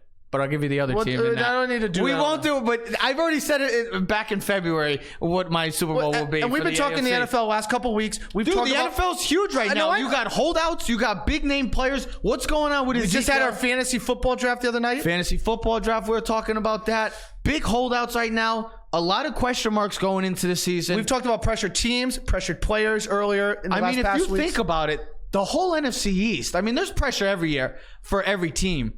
But the NFC East is mammoth of pressure when it comes to. Well, for us, it has importance because the New York Giants play. I'm talking about every team. I'm talking you think about. There's pressure in all four teams? Dallas. Explain why. There's big question marks. Well, first of all, I think there's only two teams at pressure. We're going to start with the NFC East. Yes, of course. We're going right to the NFC East. The big question going forward for Dallas, it's not Zeke. It's if they're going to pay Dak Prescott. What are they going to do with Dak Prescott? He's not getting paid right now. Bro. I know, but that's going to be a big question lingering into the season. If he plays well, or if he plays poorly, or if he's playing 500 ball, what are they going to do with him? That's the big question. You think that's a question with Dallas? And the reason why I asked that with respect, because it's once the season goes on, you can cut the money out. But because if season goes on, they start playing well, they start off hot without Zeke. That question's going to be coming each and every day. I don't think it does. Each and every day.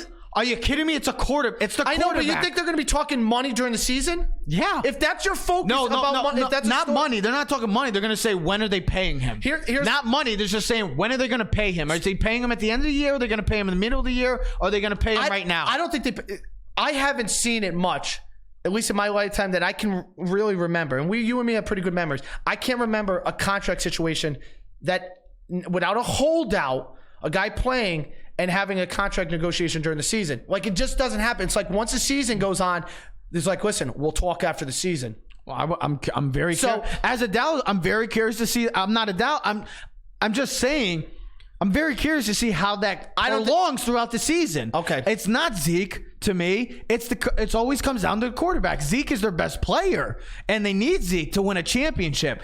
But the question going forward in the future of the Dallas Cowboys is Dak Prescott going to be that quarterback? Then you look at the Redskins. I'm just looking at do all the four teams why I say it. Redskins, when will Dwayne Haskins start? Just like the Giants. When will Daniel Jones start? And then the Eagles. Is Carson Wentz going to stay healthy? And if not, what is their next option? Now I agree with you on. We know three of those four storylines. The one I don't agree with is the Dallas one, the Dak contract. That's fine. You don't have to agree with me. I don't want you to. The one I think about is it comes down to Dallas and Eagles are front runners. Oh yeah, to make the Super Bowl. The other two teams are rebuilding. Yes. Okay, Jay Gruden could be on the hot seat. Yes. Okay.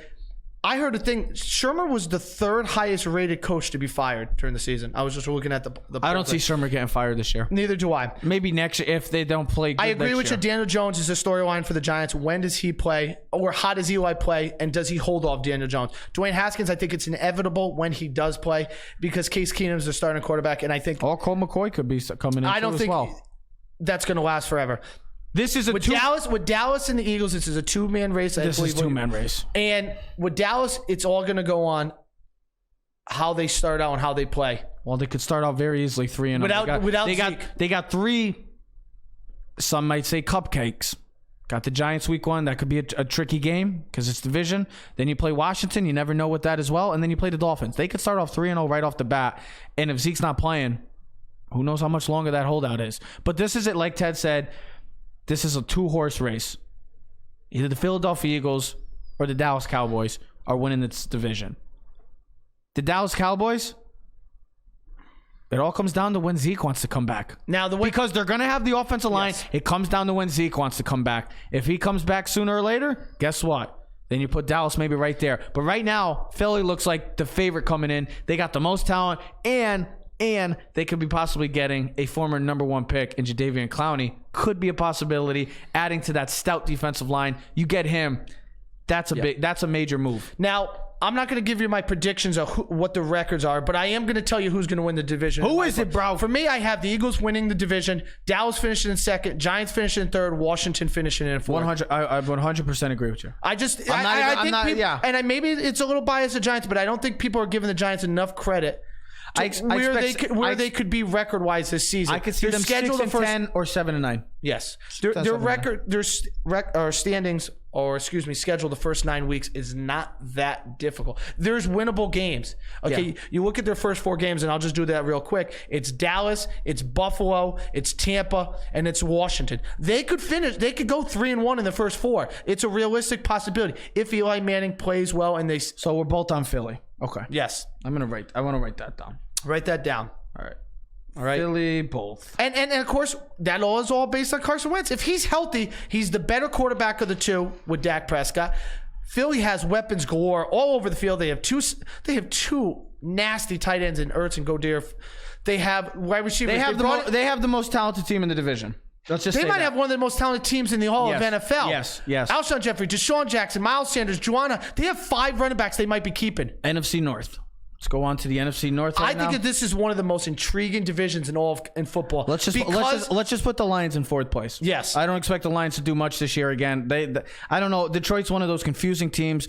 Do they want to rebuild? Do they want to compete? I don't know what the hell they're going to do. What are they going to do with Matthew Stafford? Is Matt Patricia, if they have another bad year, is he on his way out? That's a possibility. But this team, this is a 3-horse race as well. I mean, you got Green Bay, Aaron Rodgers. What's Aaron Rodgers going to do? Minnesota, Kirk Cousins. They went 13-3 with Case Keenum, and they missed the playoffs with Kirk Cousins. Kirk Cousins, you got paid $84 million, guaranteed full. You better show up. I'm not looking for fantasy stats. I don't care if you have 30 touchdowns and 14 picks. If your team doesn't get to the playoffs, you are not a franchise-type quarterback. And if it happens again, and the facts speak for itself. And they are one of the most talented teams, too. They are stacked. You look at Minnesota. Then you got the Bears. They have people. We talked about this. Charles knows this because he drafted him. Stephon Diggs in fantasy. Adam Thielen, Kyle Rudolph, Dalvin Cook. Their defense, you already know about their defense. Their defense is stout. But it comes down to, Cousins. We talked about this a couple weeks ago with the players and pressure. But you look at the storylines, it comes down to the quarterbacks. Which one of these 3? We know Aaron Rodgers. Now, can Trubisky or Kirk Cousins, who's going to take that next step into that next tier of quarterbacks? Now, the Bears, listen, they lost their defensive coordinator, Fangio. He went to Denver. He's now their head coach. Yes. They have one of the best defenses in football. They got weapons on offense. Yep. You know, who are you picking? Who are we picking? So I have Green Bay winning the division. I have Minnesota finishing 2nd. I have the Bears finishing 3rd. Bears finishing 3rd? Yes. Because Why? Is it because it comes down to the quarterback? Yes. Okay. This is make or break for Cousins, man. He knows it. He said it the other night after he played poor in the third preseason game against Arizona. He's a 500 quarterback against winning teams. He has to be the difference maker. We know what the Bears defense is. Okay. We know what the Vikings defense is. The Packers defense, they've drafted the last 2 years, all defensive players. Aaron Rodgers, new coach Matt LaFleur. I'm going to take the best quarterback in football, talent-wise, when he's playing the right way. When everything is going right, he's the best quarterback. I'm going Chicago. I love Matt Nagy. So you got Chicago? Who? Yes. I got Chicago, then I got Green Bay, I got Minnesota, and I just don't buy into Kirk Cousins. I've never thought he was a franchise quarterback. He's a good fantasy quarterback. That's all he is. I don't think he's that guy that could take it to the next level. Aaron Rodgers is Aaron Rodgers. I expect them to compete for the division and a wild card. But Chicago, I think they have the most talent in the division. I think their defense is the best in the league. Trubisky has to play like a number 3 pick. He was drafted. He was number 2. Or was he 2? 2. He was the second pick. He got traded up. Remember the 49ers. They went up the third to the second pick. He's got to prove himself. But Matt Nagy, great young head coach, offensive genius. You got players all around. Allen Robinson, Trey Burton, Tariq Cohen, David Montgomery could be a huge boost for this running game to take out Jordan Howard. I got the Chicago Bears. I love that defense. Khalil Mack, I expect a monster year again. And then I got Green Bay. I just don't buy into Minnesota. I'm sorry. They got the talent, just don't have the quarterback. I'm sorry. Sorry, Minnesota fans. Sorry, Joey Keneally. I know you're a Minnesota fan. You're like the only Minnesota fan I know. No. You're a Minnesota fan too? What is that? He's like all over the country. He's all over the world. He's got the Midwest. He's all over the world. He's a Canadian. So he's a Boston fan in the East. Are you a Canadian fan? So he's way up north in Canada. Then you like Minnesota? Nate the Great's all over the place. So what does he like for basketball? Celtics. Okay, that's fine. All right. Okay, so he comes back. He comes back to life. Okay. Okay. Let's get over to the NFC South, which I think. What are you gonna say? Which is the best division? Did you just say that to the previous division? I think the division above me. We just talked about the NFC North. Could be one of the best divisions. In okay, so this division is going to be one of the worst divisions, according to I guess. Stop it! Don't stop. Listen. Go ahead. This is the Saints. This is the Saints. This is your last chance. Third of charm. Is third a charm? I got the Saints winning this division. I have the Saints. I see the Saints winning this division by a comfortable 2 games. I have the Saints. I have the Falcons. I have Carolina, and then I have the Buccaneers. I think the Buccaneers, they're going to score a lot of points with Arians as the coach, but their defense is still years away from being at least legit. Carolina, the difference with them is, can Cam Newton stay healthy? If he's healthy, he is a potential MVP candidate. But like we talked about with Carson Wentz in the NFC East, I just don't think there's Carolina, always question I don't marks. even think it's. I don't think. I just don't think they have enough weapons on that team. When you look, Cam is a weapon in itself. No, yeah, that's true. But when you look at Atlanta, they got weapons all over the field. Then you look at New Orleans. I mean, they got one of the best offenses in the game. Then you look at Carolina. You got McCaffrey. You got an older tight end in Greg Olsen. He's been hurt the last 2 years. And then your number 1 receiver is DJ Moore. It's like. I mean, Christian McCaffrey is one of the best backs in the game, but that's really all you got. It's not Julio. It's not Devontae Adams. It's not Thielen and Diggs. You don't have that big play receiver. It's not Amari Cooper. Cam's never really had that. You were hoping Kelvin Benjamin could have. That never worked. It never played out the right way. Cam Newton is a weapon himself, but like Ted said, it's if he could come down to staying healthy. I just don't buy in it because they don't have the weapons surrounding Cam other than Christian. Plus the Falcons, listen, they're going to be healthy this year. I got the Falcons finishing second too. They lost their 2 stars last year, the linebacker and safety. All right, Keenan Neal. All right, so let's go to the NFC West. So we're both on the same page with that. Well, I mean, I don't really. Any other? Here's a question with you for the Saints. Do you think there's any step back from after last 2 years of having such? I could see them coming in with sadness, and they need to come in with a vengeance to prove and to shut all the people up from last year and get that out of in the past. It's in the past. It's gone. Now it's on to week 1, and it's time to go kick some ass. That's what it's time to do. They got to go do that. They have to come out hungry, angry, and go beat up people and take advantage of people because they have one of the best teams, best offenses in the league. They have to do that. They can't keep thinking about last year. It's over with. It was a terrible call. It's over with. It's in the past. Move on to the new year. They have one of the best teams in the league. This is their last hurrah. They can't get over it this year. Say goodbye to the Saints. Say goodbye to Drew Brees, never winning another Super Bowl. Do you remember who we picked the team with the most pressure player in this division? Do you remember at all? I'm trying to think who I did. I might have said Matt Ryan, but I think I said Cam. I might have said Matt Ryan, and you knocked Matt Ryan the same way you knocked Cam. Cam is because you don't trust those guys. I don't. But Brees has to come up too. Brees hasn't been able to. Late game, past couple years, late game situation or end of the season, he's kind of cooled off. He's got to prove himself. This is it for the Saints. The last hurrah. Because we don't know if Brees is coming back again. And it's funny because when you look at this division, and there's 3 teams that could win this. Carolina could win this division. They could. Defensively, they have a stout defense. All right. I don't think so. Don't have enough. Just because you don't think so doesn't mean it can't happen. It's a possibility. Just remember, don't have enough. This is the division that every team that didn't win don't have enough. Rotate. Don't have enough weapons. Just don't see the weapons. You don't see it, but you're not giving DJ Moore any respect. I do, but the lack of weapons. You don't know if DJ Moore could be a stellar guy. NFC West. Love to know what Pat Clapp thinks about his Carolina Panthers this year. Does he really think they have a chance? Lack of weapons, that's going to be their biggest issue going forward. NFC West. This is the Rams division right now. The time is theirs to take grasp of this division. It's been theirs for a couple of years. Now it's time to just completely hold on to it because you got Seattle climbing. Seattle, we know what Seattle is. They're nitty gritty. Well, they're Russell Wilson and everyone else. They got Russell Wilson, but they somehow always get to the playoffs. They're competing for the playoffs. It's amazing. Arizona's young. One of the worst teams in football. Rebuild mode, complete rebuild mode. And then San Fran's one of the biggest question marks. Jimmy G, I think, is going to be. I think he's the most overrated quarterback in the NFL. Well, I don't think he's really rated. Are you kidding me? Where do you think he's rated? Quarterback. We've watched these. He's not a top 10 quarterback. I know, but we've watched these shows, and a lot of people are high on Jimmy G. Like now, he's making you hot right now. He's giving you hot flashes. No. He's giving the hot. No. You're just hot. You're just hot. I'm dying right now. You're like Jimmy G. I'm literally sitting in the sauna right now at CSB. Like this, I could feel the sweat like growing on me. See, he can't deal with pressure. I think he hasn't been able to deal with pressure today. He's struggling. I think Jimmy G. Most overrated quarterback in the NFL. Is the difference maker in this division. If he plays like people believe he can play, the difference maker. He can make this 49er team a dangerous team and maybe make the playoffs because they have talent on this team. You know who's the difference maker in this division? It's Todd Gurley. Why don't you tell me Michael Jordan, LeBron James? Why would you say Jimmy G? Who cares about Jimmy? Because the quarterback. Who cares about Jimmy G? It's not Todd Gurley.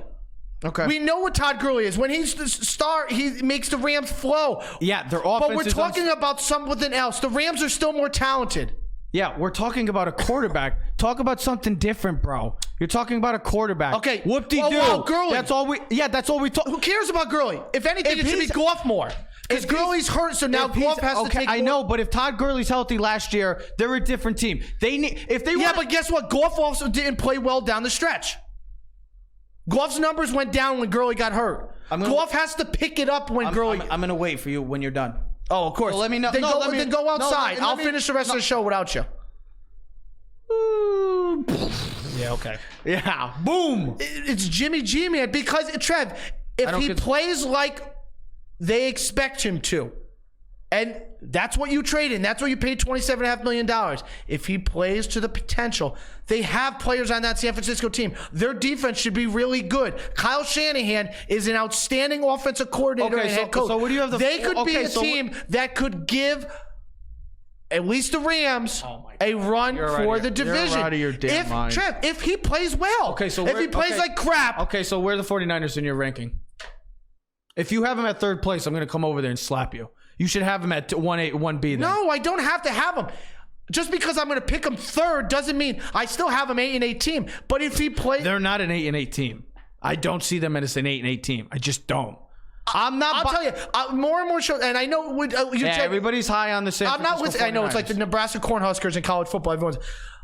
They're one of the most intriguing teams. Because last year, they were talked about as one of the teams. This year, they should be a better team. I'll still take Seattle with all the injuries, and I'll still take Seattle. So am I. I'm going to take them second. But if Jimmy G plays like they traded for. All I'm saying is, if he plays up to what they expect him to play, they could be a dangerous team. If he plays like crap, like you think he is, and as a quarterback and overrated, then they're going to be 6-10, and he will not be on the team. I don't think. Then they won't be on the team next year. I don't think they'll be 6-10. I expect the Rams to run away with this division. They're just too talented. They're the best team in this division. They have the best. No, not the best quarterback. Slow your roll, Trev. They have the best player in this division, Aaron Donald. They got the best defense in this division. They have the best offense in this. The Rams, you think they have the best defense? Yeah. Best offense in this division. They have the best coach in this division. They have everything you need. The best special teams in this division. They have the most complete team in this division. It's their division. But if they want to get to a Super Bowl, it's like the Saints. You need to have Todd Gurley healthy. He's the key for them to get to a Super Bowl. I've heard from all the reports that the Rams team doesn't have any hangover from last year's Super Bowl. Actually, McVay was saying it's the best he's ever felt going into a season in his career. He was on. Okay, so we're both on the Rams. Yes. Okay, that's fine. And I'm in the same exact order with the division rankings too. So that's fine. And I know we got into it, but all I'm saying is if Jimmy G can play, Trev, well, if he can play to a Pro Bowl level, it's going to make the 49ers at least a potential playoff team. That's it. Okay.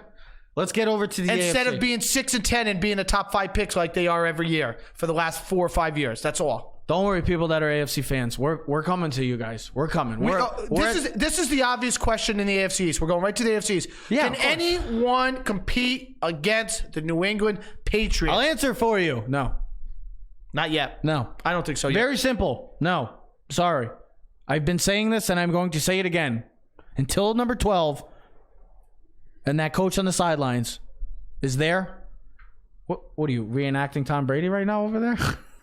Until those two are there, just put them in, sign them up. Just put them in the checkboard. Well, they're winning AFC. the division. They're winning the division. The Jets are still a year away. Yes. The Jets can use another weapon or two to help out Darnold. You get Le'Veon Bell. They've had some injuries on defense already, too. Yes, that is true. Jamison Crowder. You got Robbie Anderson. That's a nice 3. Le'Veon? I said Le'Veon, too. Quincy Enunwa is back from a back injury. He could be another weapon. The kid Herndon is going to be suspended for the first 4 games. Yep. But we had him late in fantasy this year. He's got potential. I got a question for you. Talk to me. The 3 rookie quarterbacks, who needs to prove the most? Rosen, Allen, or the 3 sophomore quarterbacks, or Darnold? They're all in this division. Well, I mean, Rosen's not going to start, which is unfortunate because, I mean... Well, he didn't win the job. He's not good enough. And you know, and I think they want to... I'm glad the Giants didn't choose him last year. Yeah. Josh Allen or Sam Darnold, who needs to have... It's Sam Darnold because he plays for the New York Jets and not for the Buffalo Bills.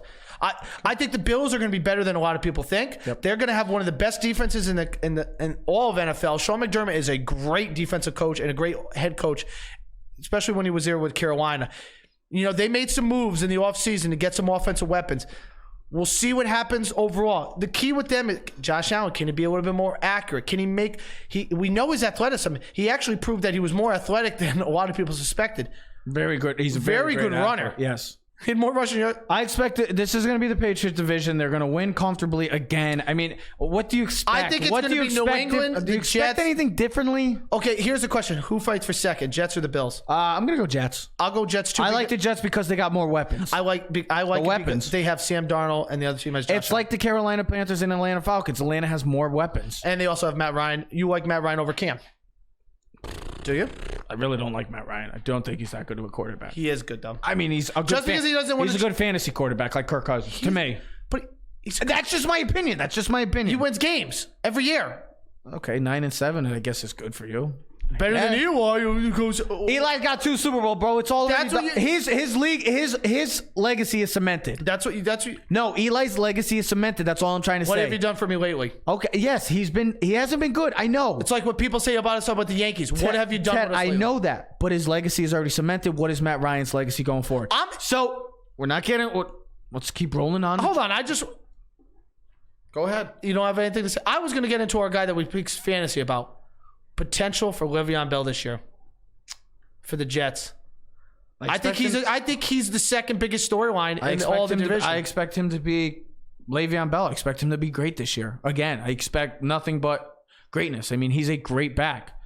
I know he missed a year, but I expect big things from him. I think Sam Darnold, when you have a player like him, you get him the ball. And I told you that like in fantasy. When you try to draft a player like a Saquon or a Christian McCaffrey or Kamara or a Le'Veon, they're getting the ball. Yes. They're your best player. You're getting the ball to them no matter what. They're getting the ball every play or every other play every down. I mean, other than a quarterback, Le'Veon Bell should be a considered option or should be getting the ball for the New York Jets. People just laugh at this division because it's like, all right, the Patriots. Well, every year, what do you expect? Do you expect something different? I mean, the Jets are going to compete, but the Patriots are going to win this division. I'm sorry. Until Brady and Belichick are on that sidelines, they're still there. It's their division. I'm sorry. End of story. Let's move on to possibly the most intriguing. I was going to tell you. Most intriguing division because of one simple team. And everybody's not talking about the other two teams. They're not 0-16 no more. They're not 0-16 anymore, ladies and gentlemen. They aren't the laughingstock of the NFL.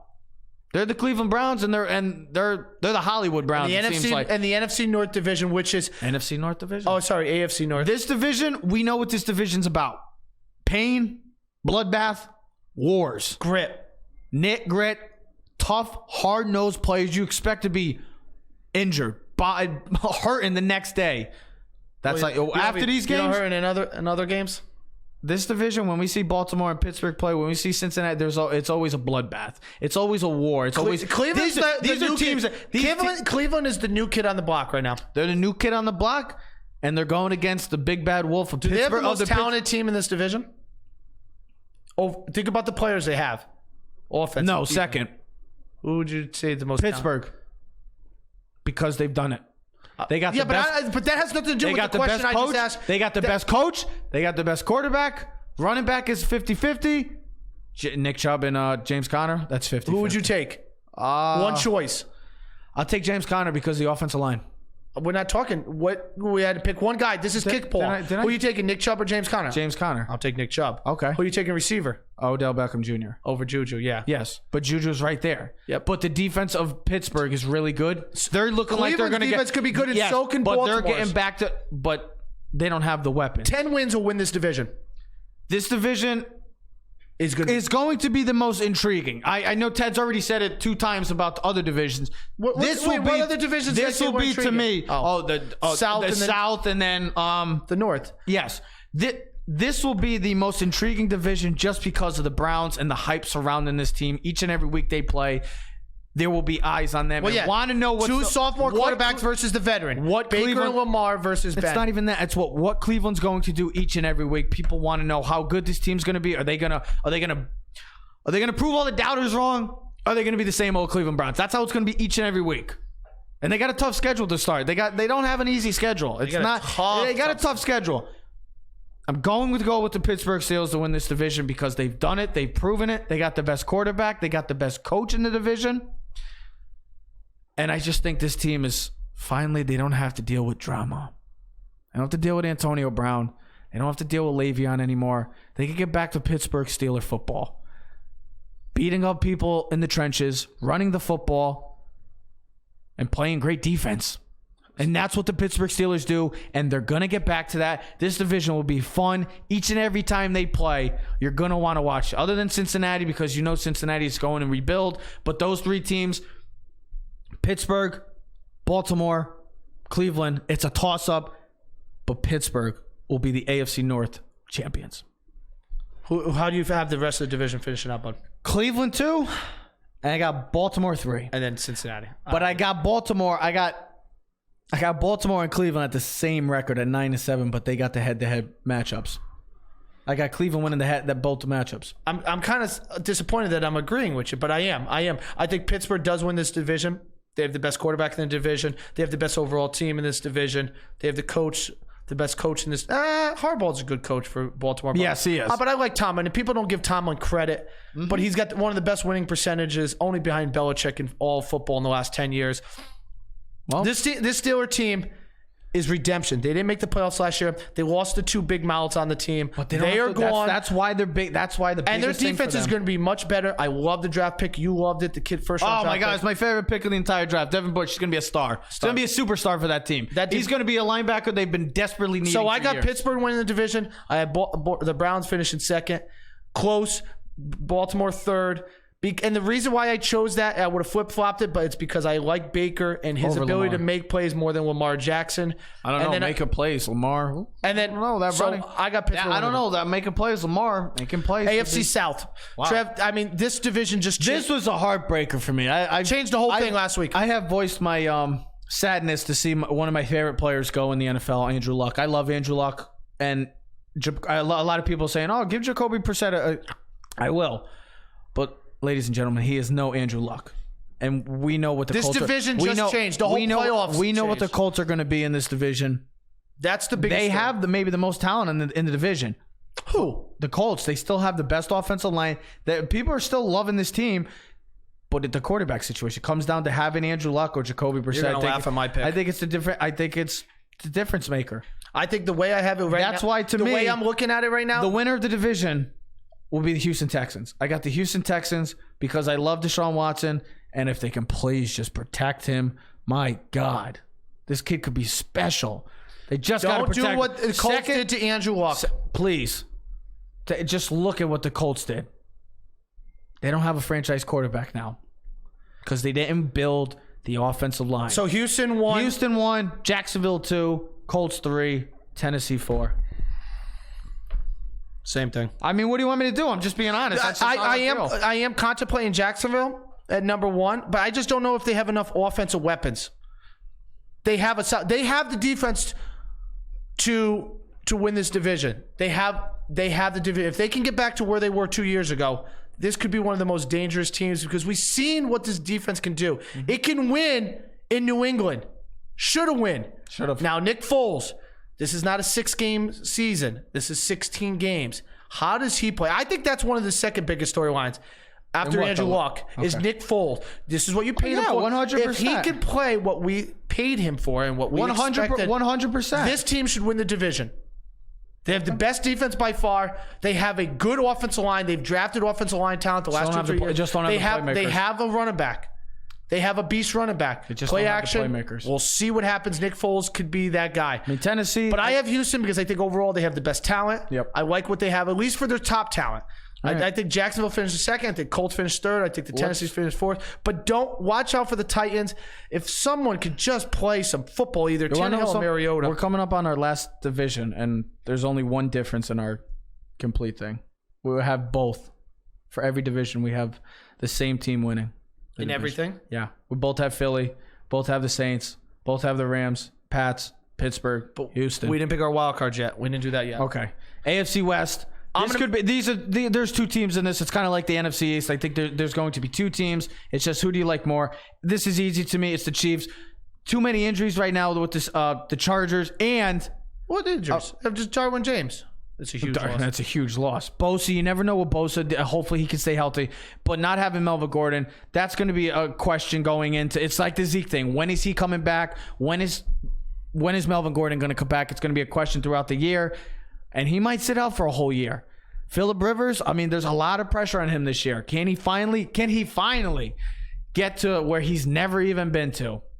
Just get to a Super Bowl. I'm taking the Chargers in this division. Oof, I'm going with the Chiefs. Chargers. I love Patty Mahomes. Chiefs, Denver, Oakland. Yeah, but I would go Chiefs. I'm going Chiefs. I just love Patty Mahomes. I still think there's too many question marks on the Chiefs' defense. Yeah. They lost a lot of guys. They lost 2 of their best pass rushers. Yeah, they got the kid Clark from Seattle. But, I mean, one guy, okay. They got Tyrann Mathieu. Okay, yeah, but you lost guys too. I mean, Patty Mahomes, they have the best quarterback in the division. Patty Mahomes. There is no Kareem Hunt no more on this team. Damian Williams has never been a running back for a full season. We'll see. They have Tyreek Hill. Okay, they got Travis Kelce. They have a great offense, and they're going to put up. And so does the Chargers. They're going to put Allen, up. I know that is Hunter Henry. They got Austin Eckler, Justin Jackson. They're going to put up points. This is a toss-up. It depends on how you feel. The Chiefs, I like Mahomes a little more than Phillip Rivers. A lot of people do. Well, yeah, but that's why I give the edge. I know the defense of the Chiefs is very suspect, but that's just me. The Chiefs, finally, we got something different. Thank God. I didn't think we were going to do that. I really thought we were going to go back. I've always kind of liked the Chargers. All right, so the wild cards. So right now, let's do the AFC because we're on the AFC. Our 4 division winners. AFC. I had the Chargers, Houston, Pittsburgh, and New England.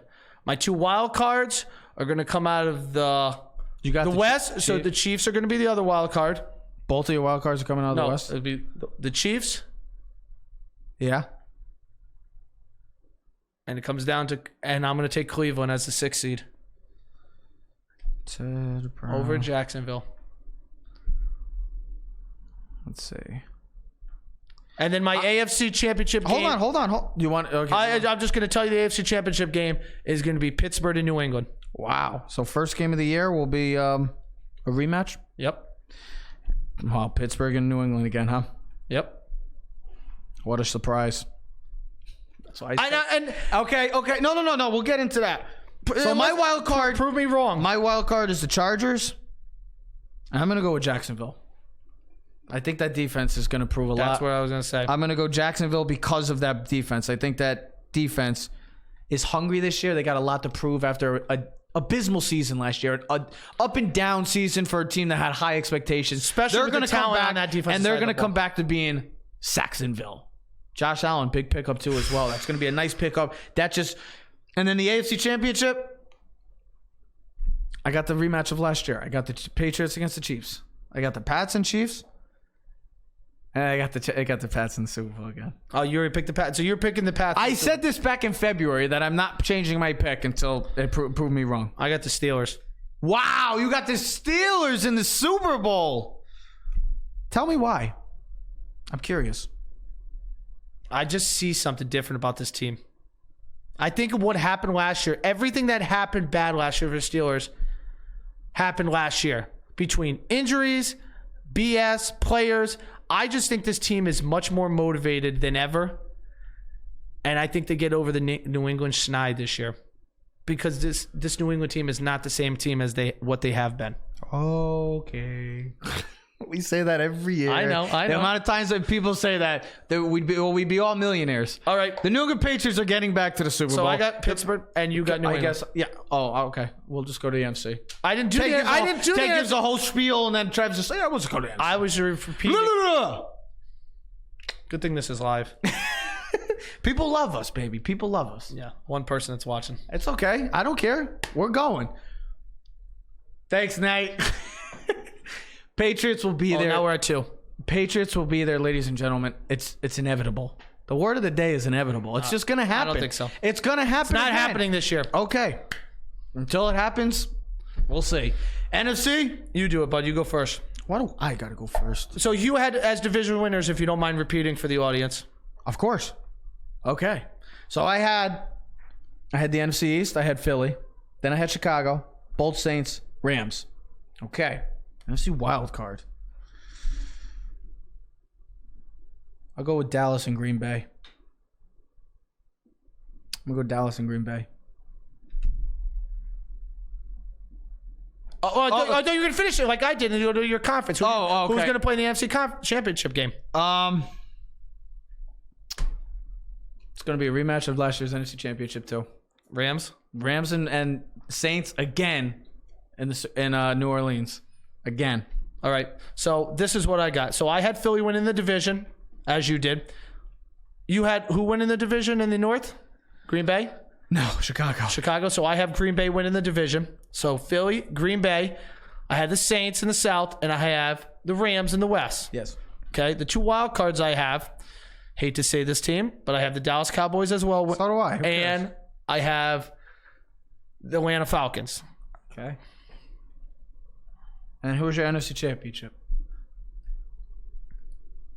Philly versus the Saints. And I have the Saints playing the Pittsburgh Steelers in the Super Bowl. For the second straight year, I got the Patriots against the Saints again. I got the Saints hopefully possibly getting them. I remember doing this last year. Yeah, we did it in there, and we picked it. And we both picked the New Orleans Saints and the Patriots. We were so close. I picked the NFC Championship last year. You did. I didn't pick the AFC Championship. I'm picking the Saints. I'm picking Philly. And who's winning the Super Bowl this year? Saints are beating Pittsburgh in Miami. New Orleans over Pittsburgh. Okay. You gonna pick the Saints over New England this year, bud? You can't pick New England. Can you? Brady's gonna win 7? The Patriots are not winning the Super Bowl this year. The New England Patriots are gonna win the Super Bowl. Are you really picking that? I swear to God. He jinxed them. Thank God. I love it. Love it. Love it. Trevor Mush. I'm not mush. I'm very him. good with this stuff. Yeah. You're wrong on this one. They don't have Gronk this year. They don't have the same team. They'll be fine. They're not going to win it. Over the Saints. Watch. It'd be like Atlanta Falcons. I got the Patriots because the Patriots are the Patriots, and every time I'm saying it's going to be the Dallas Cowboys versus the it's going to be every year. From now on, it's going to be an NFC team versus the New England Patriots. You said this last year. And I'm going to stick to it because until they prove us wrong, then guess what? I'm not changing my opinion.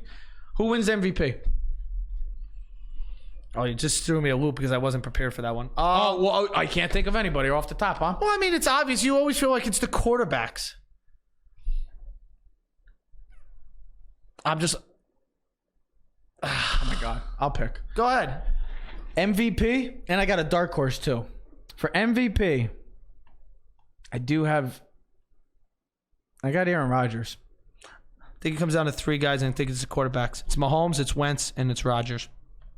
And my dark horse for MVP this year, Saquon Barkley. if he can stay healthy, Deshaun Watson. If Deshaun Watson could stay healthy and that offensive line could protect him, we know what Deshaun Watson could do. We saw what he did in his rookie year. He was on the way to an unbelievable season, and I thought he could have won MVP season that year because of how good he was. And it showed how bad that team was once he went down. That is a dark horse. I know you could call me crazy. I don't care. I love it. Deshaun Watson, dark horse MVP candidate this year. I like Wentz. I like Mahomes, and I like Rodgers. You got a dark horse? And who's your MVP winner? I give you one. I give you both, and you give me three. Thanks. I'll take Wentz. Wentz. And who's your dark? You got a dark horse? Roethlisberger. Ooh, they want to take him in fantasy, but pick him in MVP. You're killing me, bro. I love it. Or it could be Phillip Rivers. Eli Manning. Daniel Jones for MVP. Saquon, Baker Mayfield could be a dark horse too. It's about how the teams play, though. We know this. If your team is winning, you're going to be up in that category. If your team, you could be the best player in the league, but if you're 6-10, you're not going to be considered. Maybe Aaron Donald. If he last defensive player to win MVP. Let's see. LT. Yeah, thank you. Come on. One of the GOATs of all time, baby. Is the GOAT. Next week we'll do that. It's the 100th year of the NFL season. We'll give you our top 5 players of all time. Not position, but all time. It could be any position. We'll give us your top 5. Where do we have Brady, Montana, LT? One of these guys. Who's going to be number 1 in our book? Ladies and gentlemen, from the Keys to the City family, everybody have a wonderful Labor Day weekend. And also, people in Florida. There's a bunch of people we know in Florida too as well. Uncle Bernie, Darren, Cassie, please be safe. We love you guys. Dangerous storm coming. It could be hitting us next week too, they said. So everybody be safe. Everybody have a wonderful Labor Day weekend. We are Keys to the City. Thank you for watching. If you didn't get the chance to check us out, you can check us out on Spotify, YouTube. Our boy Nate the Great, he's going to be hooking us up. Right, Nate? The guy that loves all the different sports teams in the world. Everybody, we are Keys to the City. Have a great weekend. We're out. Yeah. Keys to the city, baby. When you see us, so you know you really viewing greatness in the making. Double up on facts we stating. Podcasting, cruise control, city, state, the nation. So what you saying, what we saying, prime information. Facts, keys to the city, we unlocking the statements. Streaming every Friday.